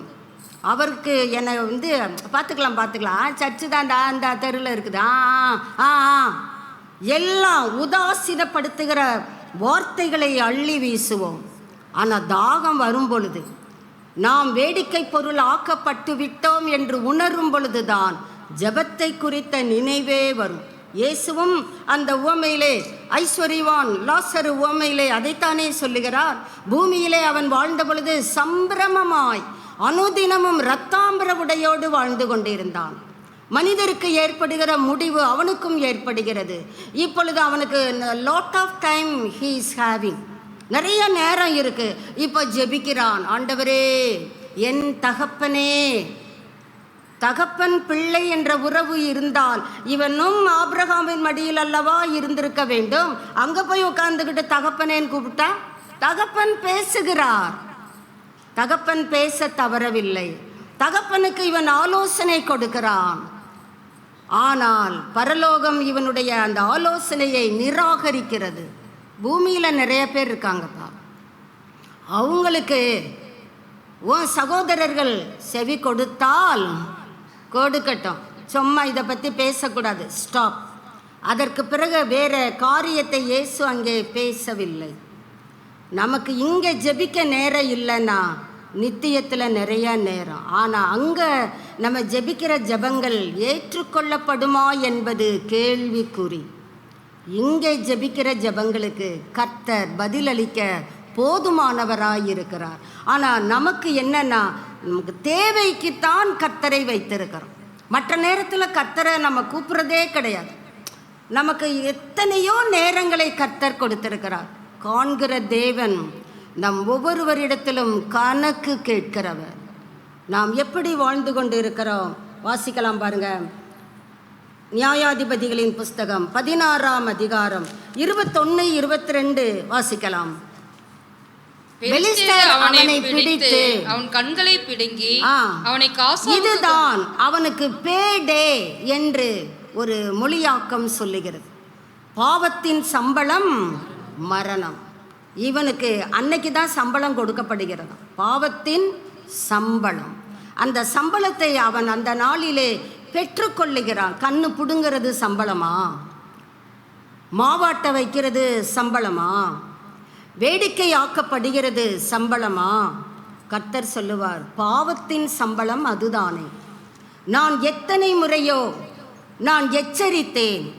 எச்சரிப்பின் சத்தத்திற்கு நீ உன் செவியை என்ன செய்தாய்? அடைத்து கொண்டாய், கேட்கல. இப்போ நீ என்னை கூப்பிடும் பொழுது நானும் கேளாதவர் போல மௌனமாக தான் இருக்க முடியும். சம்பளத்தை அவன் அந்த நாளிலே அவனுக்கு அது ஒரு பேடே என்று சொல்லப்படுகிறது. நம்முடைய வாழ்க்கையிலும் நல்லது செய்தாலும் நமக்கு பலன் உண்டு, தீமை செய்தாலும் பலன் உண்டு. அவன் அவனுடைய கிரியைகளுக்கு ஏற்றாற் போல பலன் அளிக்கிறவர் நம்மோடு கூட இருக்கிறார். அந்த உணர்வோடு நம்முடைய ஜீவியத்திலே இந்த சிம்சோனை நம்முடைய முன்மாதிரியாக வைத்து இவன் செய்த தவறை நாம் செய்யாதபடிக்கு, இவன் ஜெபிக்காத மனிதன், தேவை வரும்பொழுதுதான் ஜெபிக்கிறான், மற்ற நேரத்தில் இவனுக்கும் ஜெபத்திற்கும் சம்பந்தம் இல்லாதவனாக வாழ்கிறான். அவனுடைய வாழ்க்கையின் முடிவை நீங்கள் பார்ப்பீர்களானால், உயிரோடு இருக்கும் பொழுது அவனால் கொல்லப்பட்டவர்களை பார்க்கிலும் அவன் மரிக்கும் பொழுது கொல்லப்பட்டவர்கள் அநேகர், எண்ணிக்கை மிகுதி. இதுவா சாட்சி? சற்று சிந்தித்து பார்ப்போம். மாம்சீக இச்சைகளுக்கு தான் அவன் முதலிடம் கொடுக்கிறான், கர்த்தருடைய வார்த்தைக்கு அவன் முதலிடம் கொடுக்கவில்லை. ஜெபிக்காத மனிதன் ஜெபிக்கிறான், தேவைக்கென்று ஜெபிக்கிறான். அந்த தேவையை கேட்கும் பொழுதும் கர்த்தர் இரக்கம் மிகுந்தவராக தம்முடைய மிகுந்த மன உருக்கத்தினாலே அவனை கைவிடவில்லை என்று வேதம் நமக்கு சொல்லுகிறது. தேவன் கைவிடவில்லை என்றால் இவன் ஏன் பலம் இவனை விட்டு நீங்க வேண்டும்? பலம் நீங்கிற்றே. கர்த்தருக்கு பிரியமில்லாத ஒரு வாழ்க்கை வாழும் பொழுது நாம் வைத்திருக்கிற பலம் நம்மை விட்டு நீங்கும். மாம்சீக காரியங்களுக்கு, இச்சைகளுக்கு அதிக இடம் கொடுக்கிறான்.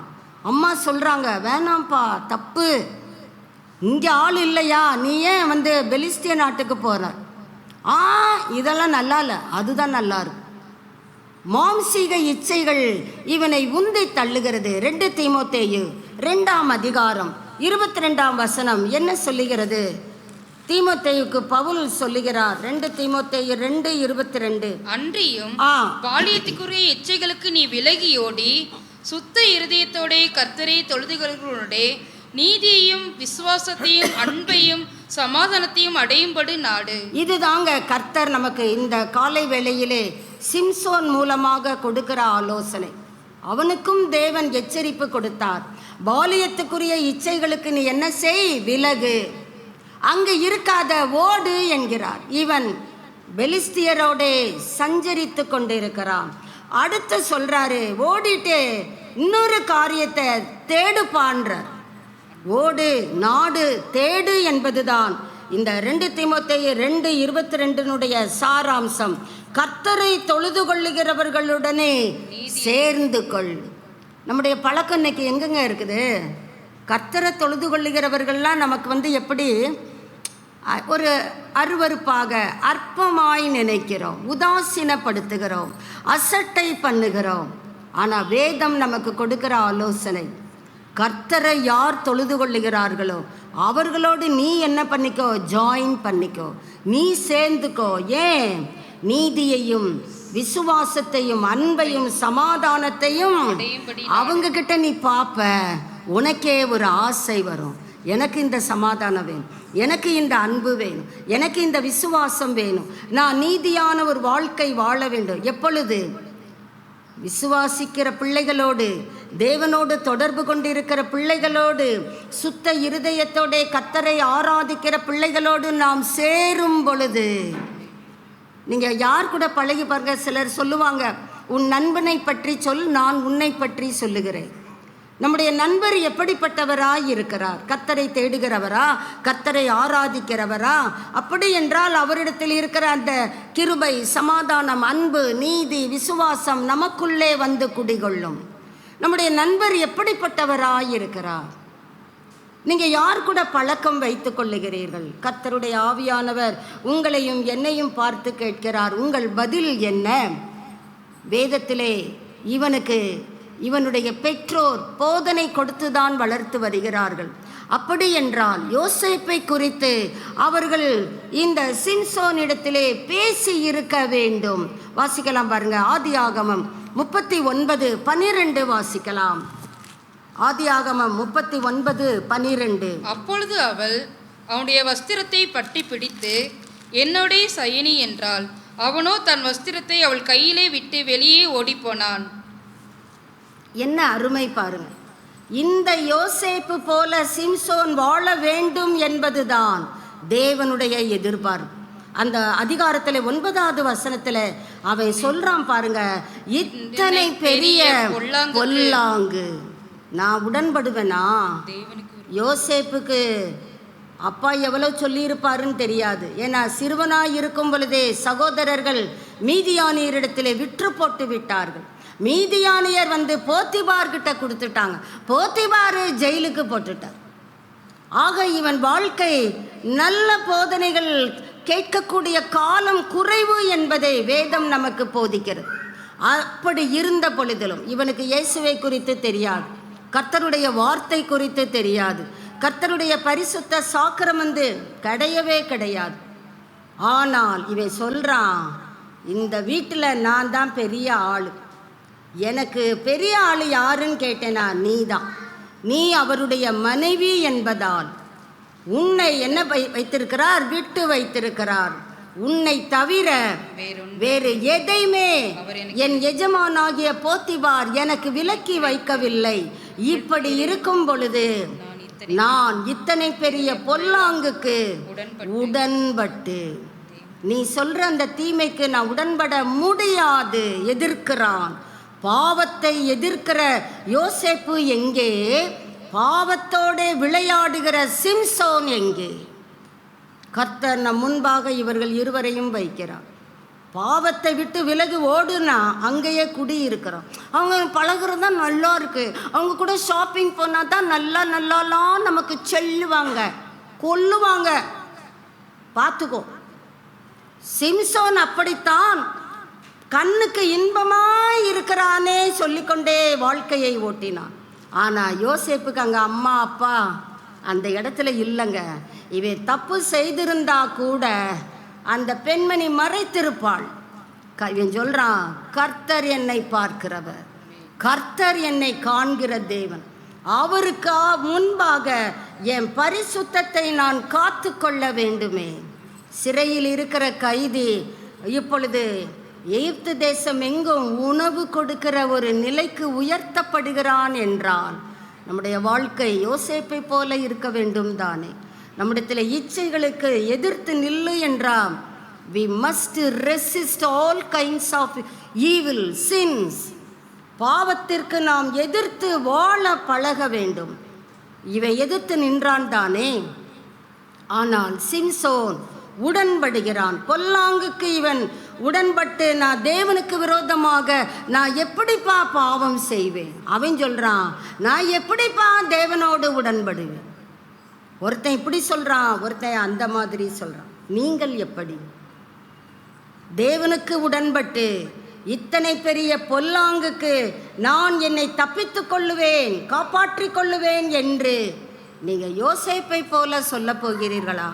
கர்த்தரே அனுமதித்தார். கர்த்தர் அனுமதி இல்லாமல் என்னை அல்லாமல் உங்களால் ஒன்றும் செய்யக்கூடாது. வசனம் தெரியுமா உங்களுக்கு? கர்த்தர் தான் இந்த பெலிஸ்திய பெண்ணை எனக்கு காண்பித்திருக்கிறார். அப்படி அவளோடு சிநேகமாய் இருந்தவனுடைய முடிவு கண்கள் பிடுங்கப்பட்ட நிலைமை, வேடிக்கையாக்கப்பட்ட நிலைமை. அந்தரங்க வாழ்க்கையிலும் பரிசுத்தத்தை காத்துக்கொள்ள நாம் ஜாக்கிரதைப்படுவது வேதம் நம்மிடத்திலே எதிர்பார்க்கிற காரியம். நாம் எப்படி வாழ்ந்து கொண்டிருக்கிறோம்? வருகை மிகவும் சமீபம். வாசிக்கலாம். 2 தீமோத்தேயு 3ஆம் அதிகாரம் 4வது வசனத்தை வாசிக்கலாம். கடைசி காலத்திலே மனிதர்கள் எப்படி இருப்பார்களாம்? துணிகரம் உள்ளவர்களாக, துரோகிகளாயும் துணிகரம் உள்ளவர்களாயும்.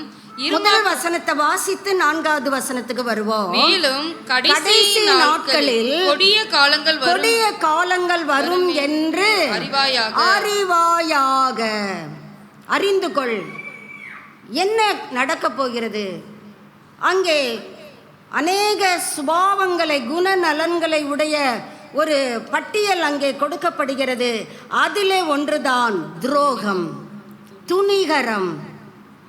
இன்றும் கர்த்தர் பார்த்து கொண்டே இருக்கிறார்.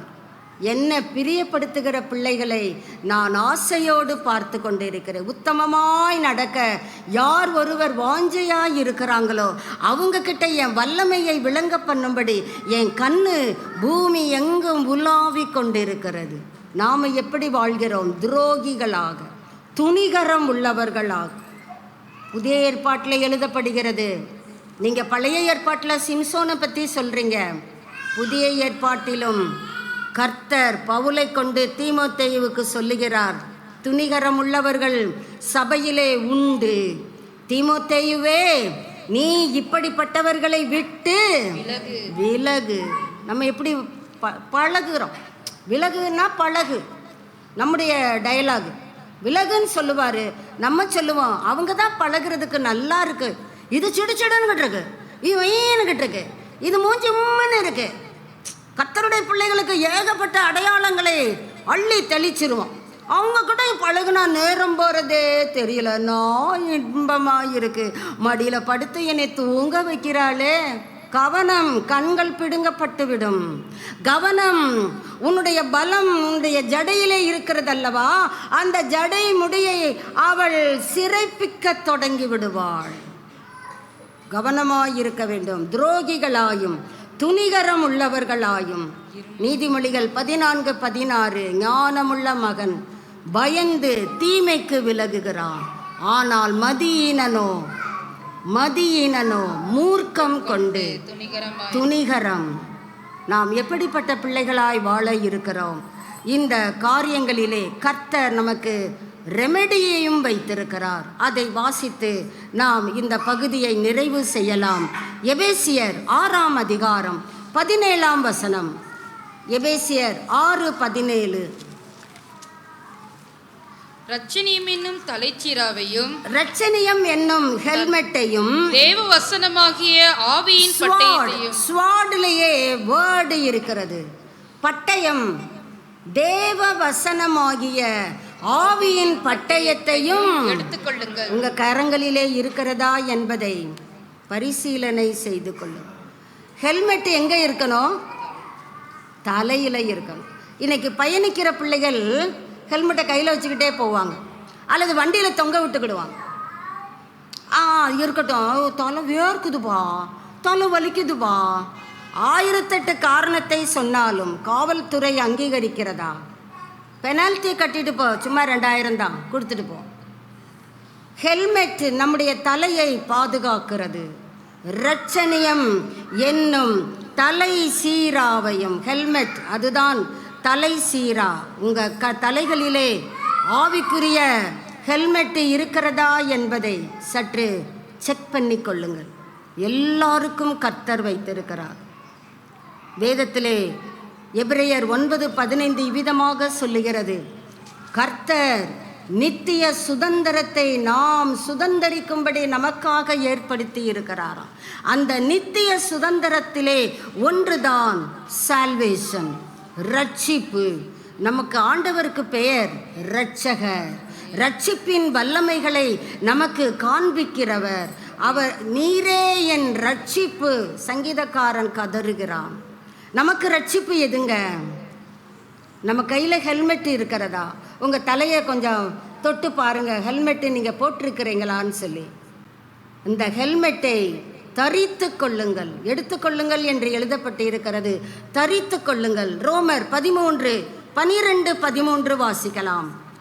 அங்கே சில காரியங்கள் சொல்லப்படுகிறது. இரவு சென்று போயிற்று, பகல் சமீபமாயிற்று, ஆகையால் அந்தகாரத்தின் கிரியைகளை நாம் தள்ளிவிட்டு, அந்தகாரத்தின் கிரியைகளை நாம் என்ன செய்ய வேண்டும்? தள்ளிவிட வேண்டும். ஆனால் நாம் உல்டாவாக வைத்துக் கொள்ளுகிறோம். ஒளியின் ஆயுதங்களை தள்ளிவிடுகிறோம், அந்தகாரத்தின் கிரியைகளை தரித்து கொள்ளுகிறோம். கொஞ்சம் உங்களையே நீங்க பாருங்க. கர்த்தர் சொல்றாரு, அந்தகாரத்தின் கிரியைகளை நீ என்ன செய்ய வேண்டும்? புஷ் அசைட், தள்ளிரு. இப்போ ஒரு இடத்துல தீ விபத்து ஏற்படுகிறது, எப்படிங்க ஓடுவோம்? முன்னால் இருக்கவங்கள தள்ளி விட்டுட்டு ஓடுவோம்ல. நம் உயிர் காப்பாற்றப்பட வேண்டும், அவ்வளோதான். ஒரு பெரிய கூட்டம் இருக்குது, ஓடுறாங்க, எல்லாரும் எதுக்கு ஓடுறாங்கன்னு கூட தெரியாது, நம்மளும் ஓடுவோம். ஏன்னா எல்லாரும் ஓடுறாங்கப்பான்னுவோம். ஏப்பா அவங்க ஓடுறாங்கப்பா, அவங்க தெரிஞ்சு ஓடுறாங்க, நீ தெரியாமல் ஓடிக்கிட்டு இருக்கியேப்பா, ஏதோ ஒன்று காரியம் இருக்கும், நம்மளும் ஓடிடுவோம். நம்மை காத்து கொள்ளுவதிலே அதிலே ஜாக்கிரதைப்படுகிறோம். கர்த்தர் சொல்றாரு, அந்தகாரத்தின் கிரியைகள் உங்ககிட்ட இருந்தா அதை தள்ளிவிடு. ஒளியின் ஆயுதங்களை நீ என்ன பண்ணு? தரித்துக்கொள். நாம் மாறுதலாக, காரியம் மாறுதலாய் முடிந்தது, மாற்றி விடுறோம். ஒளியின் ஆயுதங்களை தள்ளி விடுகிறோம், அந்தகாரத்தின் கிரியைகளை தரித்து கொள்ளுகிறோம். 2 கொரிந்தியர் 6ஆம் அதிகாரம் 7வது வசனத்திலே அங்கே என்ன சொல்லப்படுகிறது? 2 கொரிந்தியர் 6:7. சத்திய வசனத்திலும் இது ஒரு ஆயுதம். ஹெல்மெட் இருக்க வேண்டும், தேவ வசனமாகிய ஆவியின் பட்டயத்தை எடுத்துக்கொள்ள வேண்டும், ஒளியின் ஆயுதங்களை உடையவர்களாக ஜீவிக்க வேண்டும். இப்படி நாம் வாழ்வோம் என்றால் சிம்சோனை போல் அல்ல, யோசேப்பை போல பாவத்திற்கு எதிர்த்து நிற்கிற வாழ்வை வாழ முடியும். நம்ம நினைக்கிறோம் அதெல்லாம் முடியாதுங்க, அது சும்மா ஏதாவது சொல்லுவாங்க. வேதம் அப்படி என்றால் பொய் உரைக்கிற வேதமா? உங்கள் எல்லா புஸ்தகத்திலும் அந்த புத்தகத்தின் பெயர் தான் கொடுக்கப்பட்டிருக்கும். ஆனால் இந்த புத்தகத்திற்கு மாத்திரம் பரிசுத்த வேதாகமம் என்று கொடுக்கப்படுகிறது. அப்படி என்றால் இது சத்தியம் பேசுகிற புத்தகம் தானே, இது நம்மை நல்வழிப்படுத்துகிற புத்தகம் தானே, இது எப்படி நமக்கு தகாத காரியங்களை போதிக்கும்? அவங்க அப்படிதான் சொல்லுவாங்க.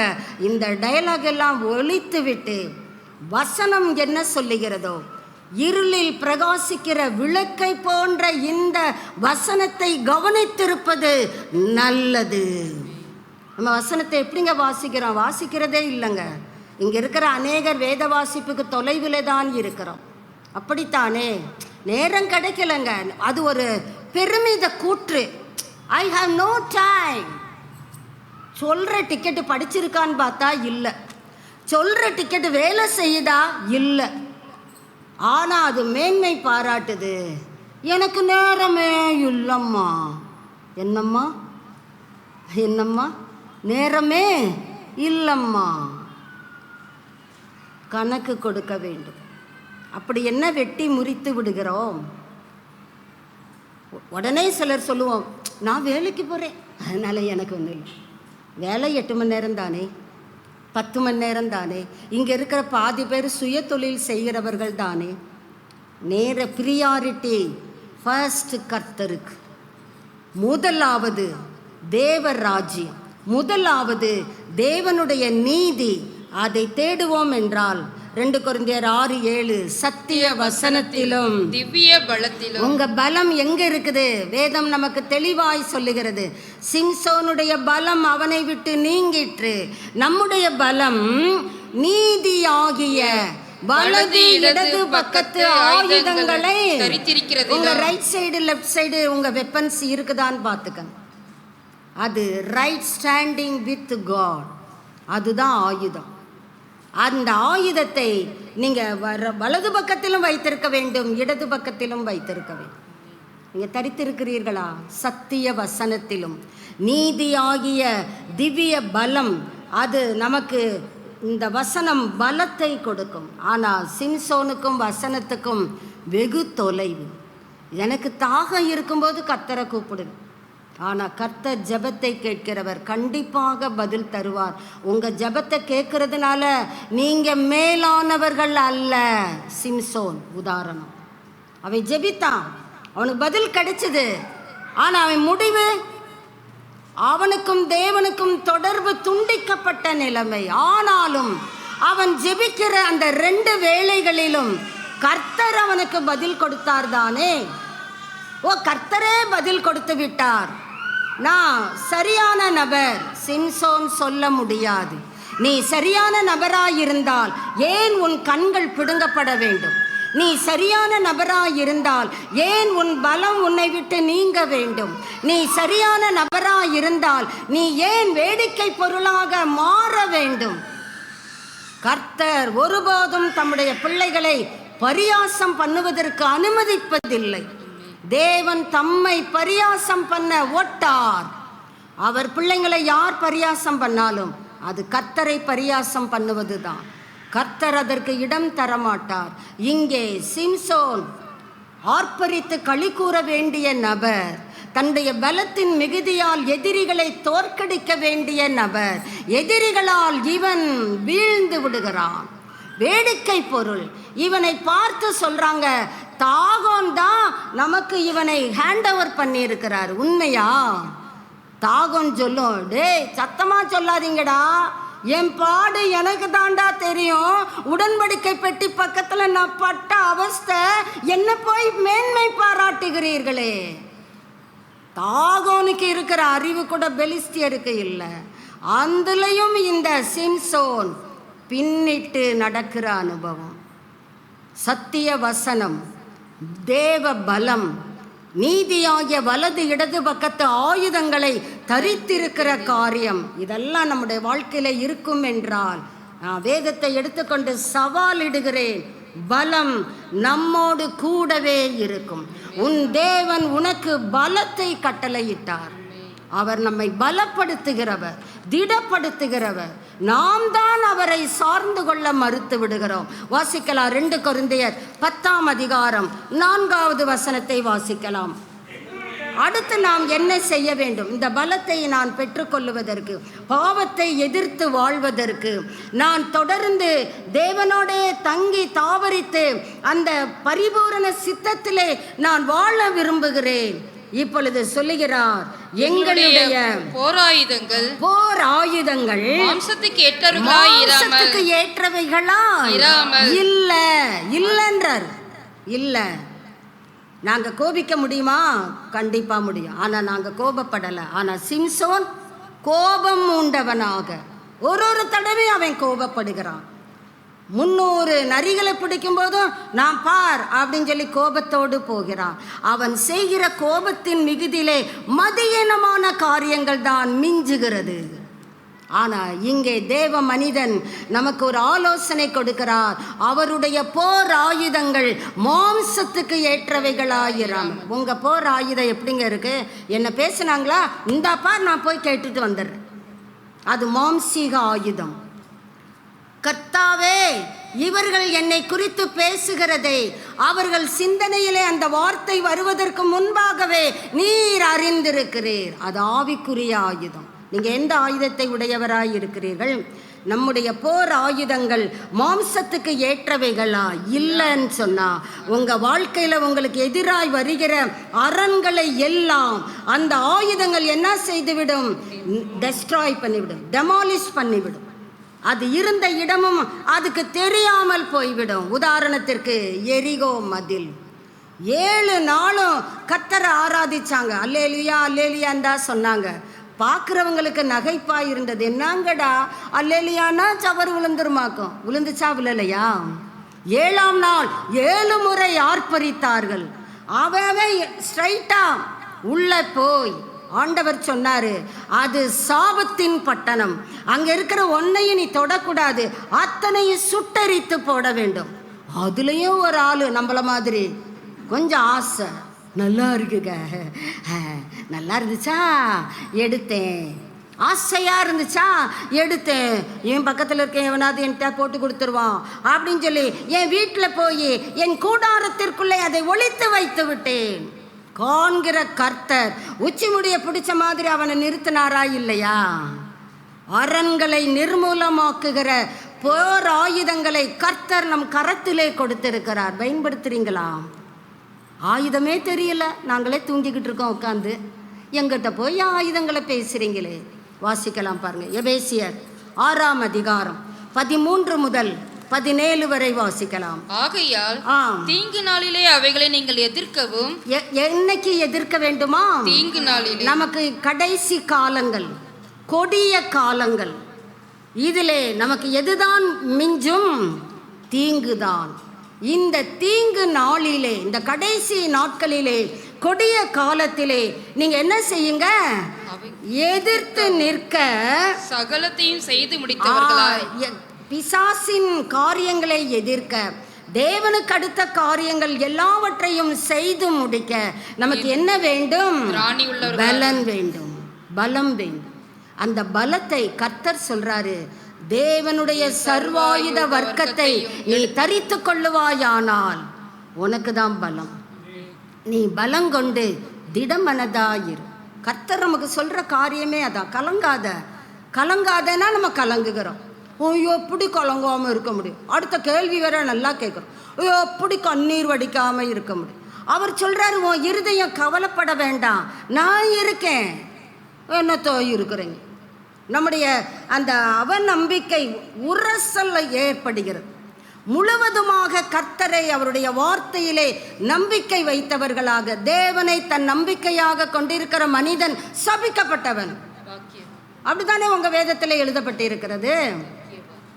தேவனையே நம்பிக்கொண்டு அவர் மேல் நம்பிக்கை வைக்கும் பொழுது கர்த்தர் சொல்றாரு, தண்ணீர் அண்டையிலே நாட்டப்பட்ட விருட்சங்களைப் போல இருப்ப, கால்வாய் ஓரமாக உன் வேர்களை விடுகிற மரத்தை போல நீ இருப்ப. உன் வாழ்க்கையில மழையே பெய்யலைன்னா கூட வருத்தப்படாம நீ என்ன பண்ணுவ? கனி கொடுப்ப. அதுல ஒன்றும் பிசகுவது இல்லை. கர்த்தருடைய பாதை பெரும்பாதை, அதிலே நடக்கிறவர்கள் பேதையராய் இருந்தாலும் திசை கெட்டு போவதில்லை. காரணம், கர்த்தர் அவனை, அவளை, அவர்களை பலப்படுத்துகிறவர். அவர் பலம் நமக்கு வேண்டும் என்றால் சகலத்தையும் தேவன் நமக்கு எதெல்லாம் சொல்றாங்களோ அதை செய்ய வேண்டும்.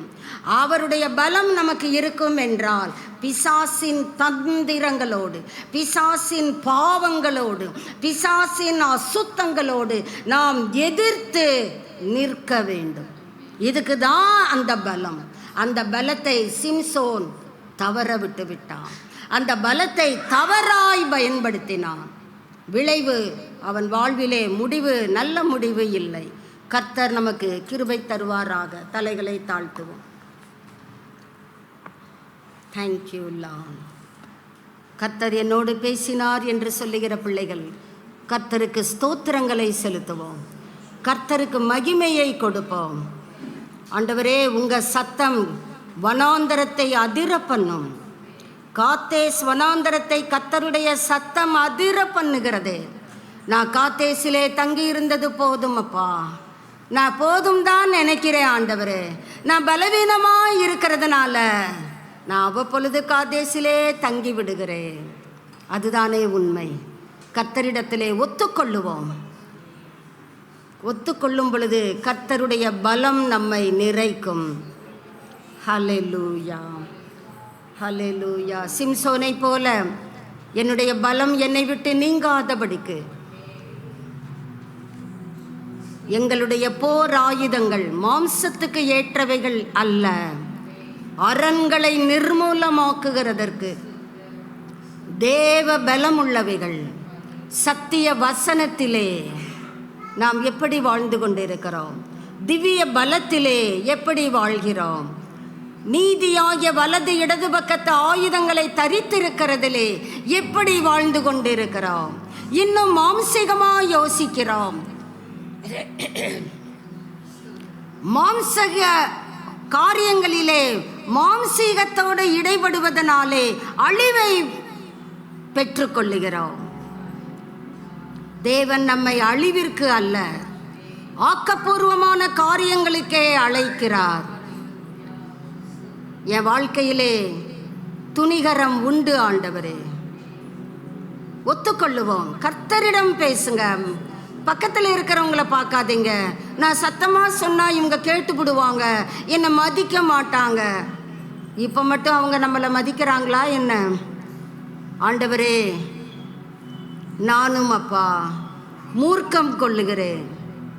எனக்கு ஒரு காரியம் நடக்கலைன்னு சொன்னா கோபத்தை வெளிப்படுத்துகிறேன். தப்பு நம்ம மேல வச்சுக்கிட்டு கோபித்தால் கர்த்தர் கேட்பார், நீ திருத்திக்கோப்பா தம்பி, தங்கச்சி, மகனே, மகளே, நீ திருத்திக்கோ. சிம்சோனை போல் அல்ல. தேவனுக்கு விரோதமாய் பாவம் செய்வது எப்படி என்று கேட்கிற தேவ மனிதனை போல நான் பாவத்துக்கு எதிர்த்து நிற்க போறேன், தேவனுக்கு கீழ்ப்படிந்திருக்க போறேன். Thank you Lord. கர்த்தரை ஸ்தோத்தரிப்போம். கர்த்தர் நம்மோடு பேசி இருக்கிறார் தானே, அவருக்கு நன்றிகளை ஏறெடுப்போம். என் கூட பேசி இருக்கிறீங்கப்பா, என்னை காண்கிற தெய்வத்துக்கு நன்றி செலுத்துகிறேன். எனக்கு போதனை கொடுக்கிற கர்த்தருக்கு ஸ்தோத்திரம் சொல்லுவோம். Thank you Lord, thank you Lord. நம்முடைய துணிகரங்களை எல்லாம் சற்று திரும்பி பார்ப்போம். கடந்த 10 மாத காலத்திலும் 11வது மாதத்தின் 2 வார நாட்களிலும் துணிகரம் தலையிட்டு இருக்கிறதோ,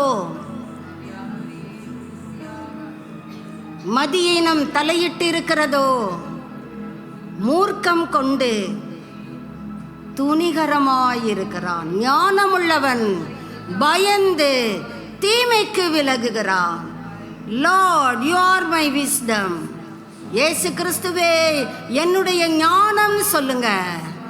இயேசுவை பார்த்து சொல்லுங்க, நீங்க தான் என்னுடைய ஞானம், நீங்க தான் என்னுடைய பலம். You are my strength Lord. Hallelujah, hallelujah. துணிகரமாய் நான் தவறு செய்தே, துணிந்து பாவம் செய்தே. துணிகரமாய் நான் தவறு செய்தே, துணிந்து பாவம் செய்தே. நோக்கி பார்க்க பலன் இல்லையே. உண்மைதானே? நோக்கி பார்க்க பலன் இல்லையே. தூக்கி நிறுத்தம் என் தெய்வமே, தூக்கி நிறுத்தம் என் தெய்வமே. என்னை கழுவே கழுவே தூய்மையாக்கும் கல்வாரி இரத்தத்தாலே. நான் பனியை போல வெண்மையாவே, முற்றிலும் வெண்மையாவே. இயேசையா, கரங்களை உயர்த்தி இயேசையா, இயேசையா.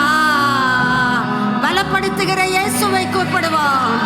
இயேசையா, have mercy on me.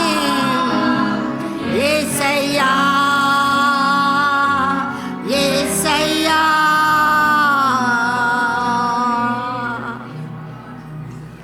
நல்ல தகப்பனே,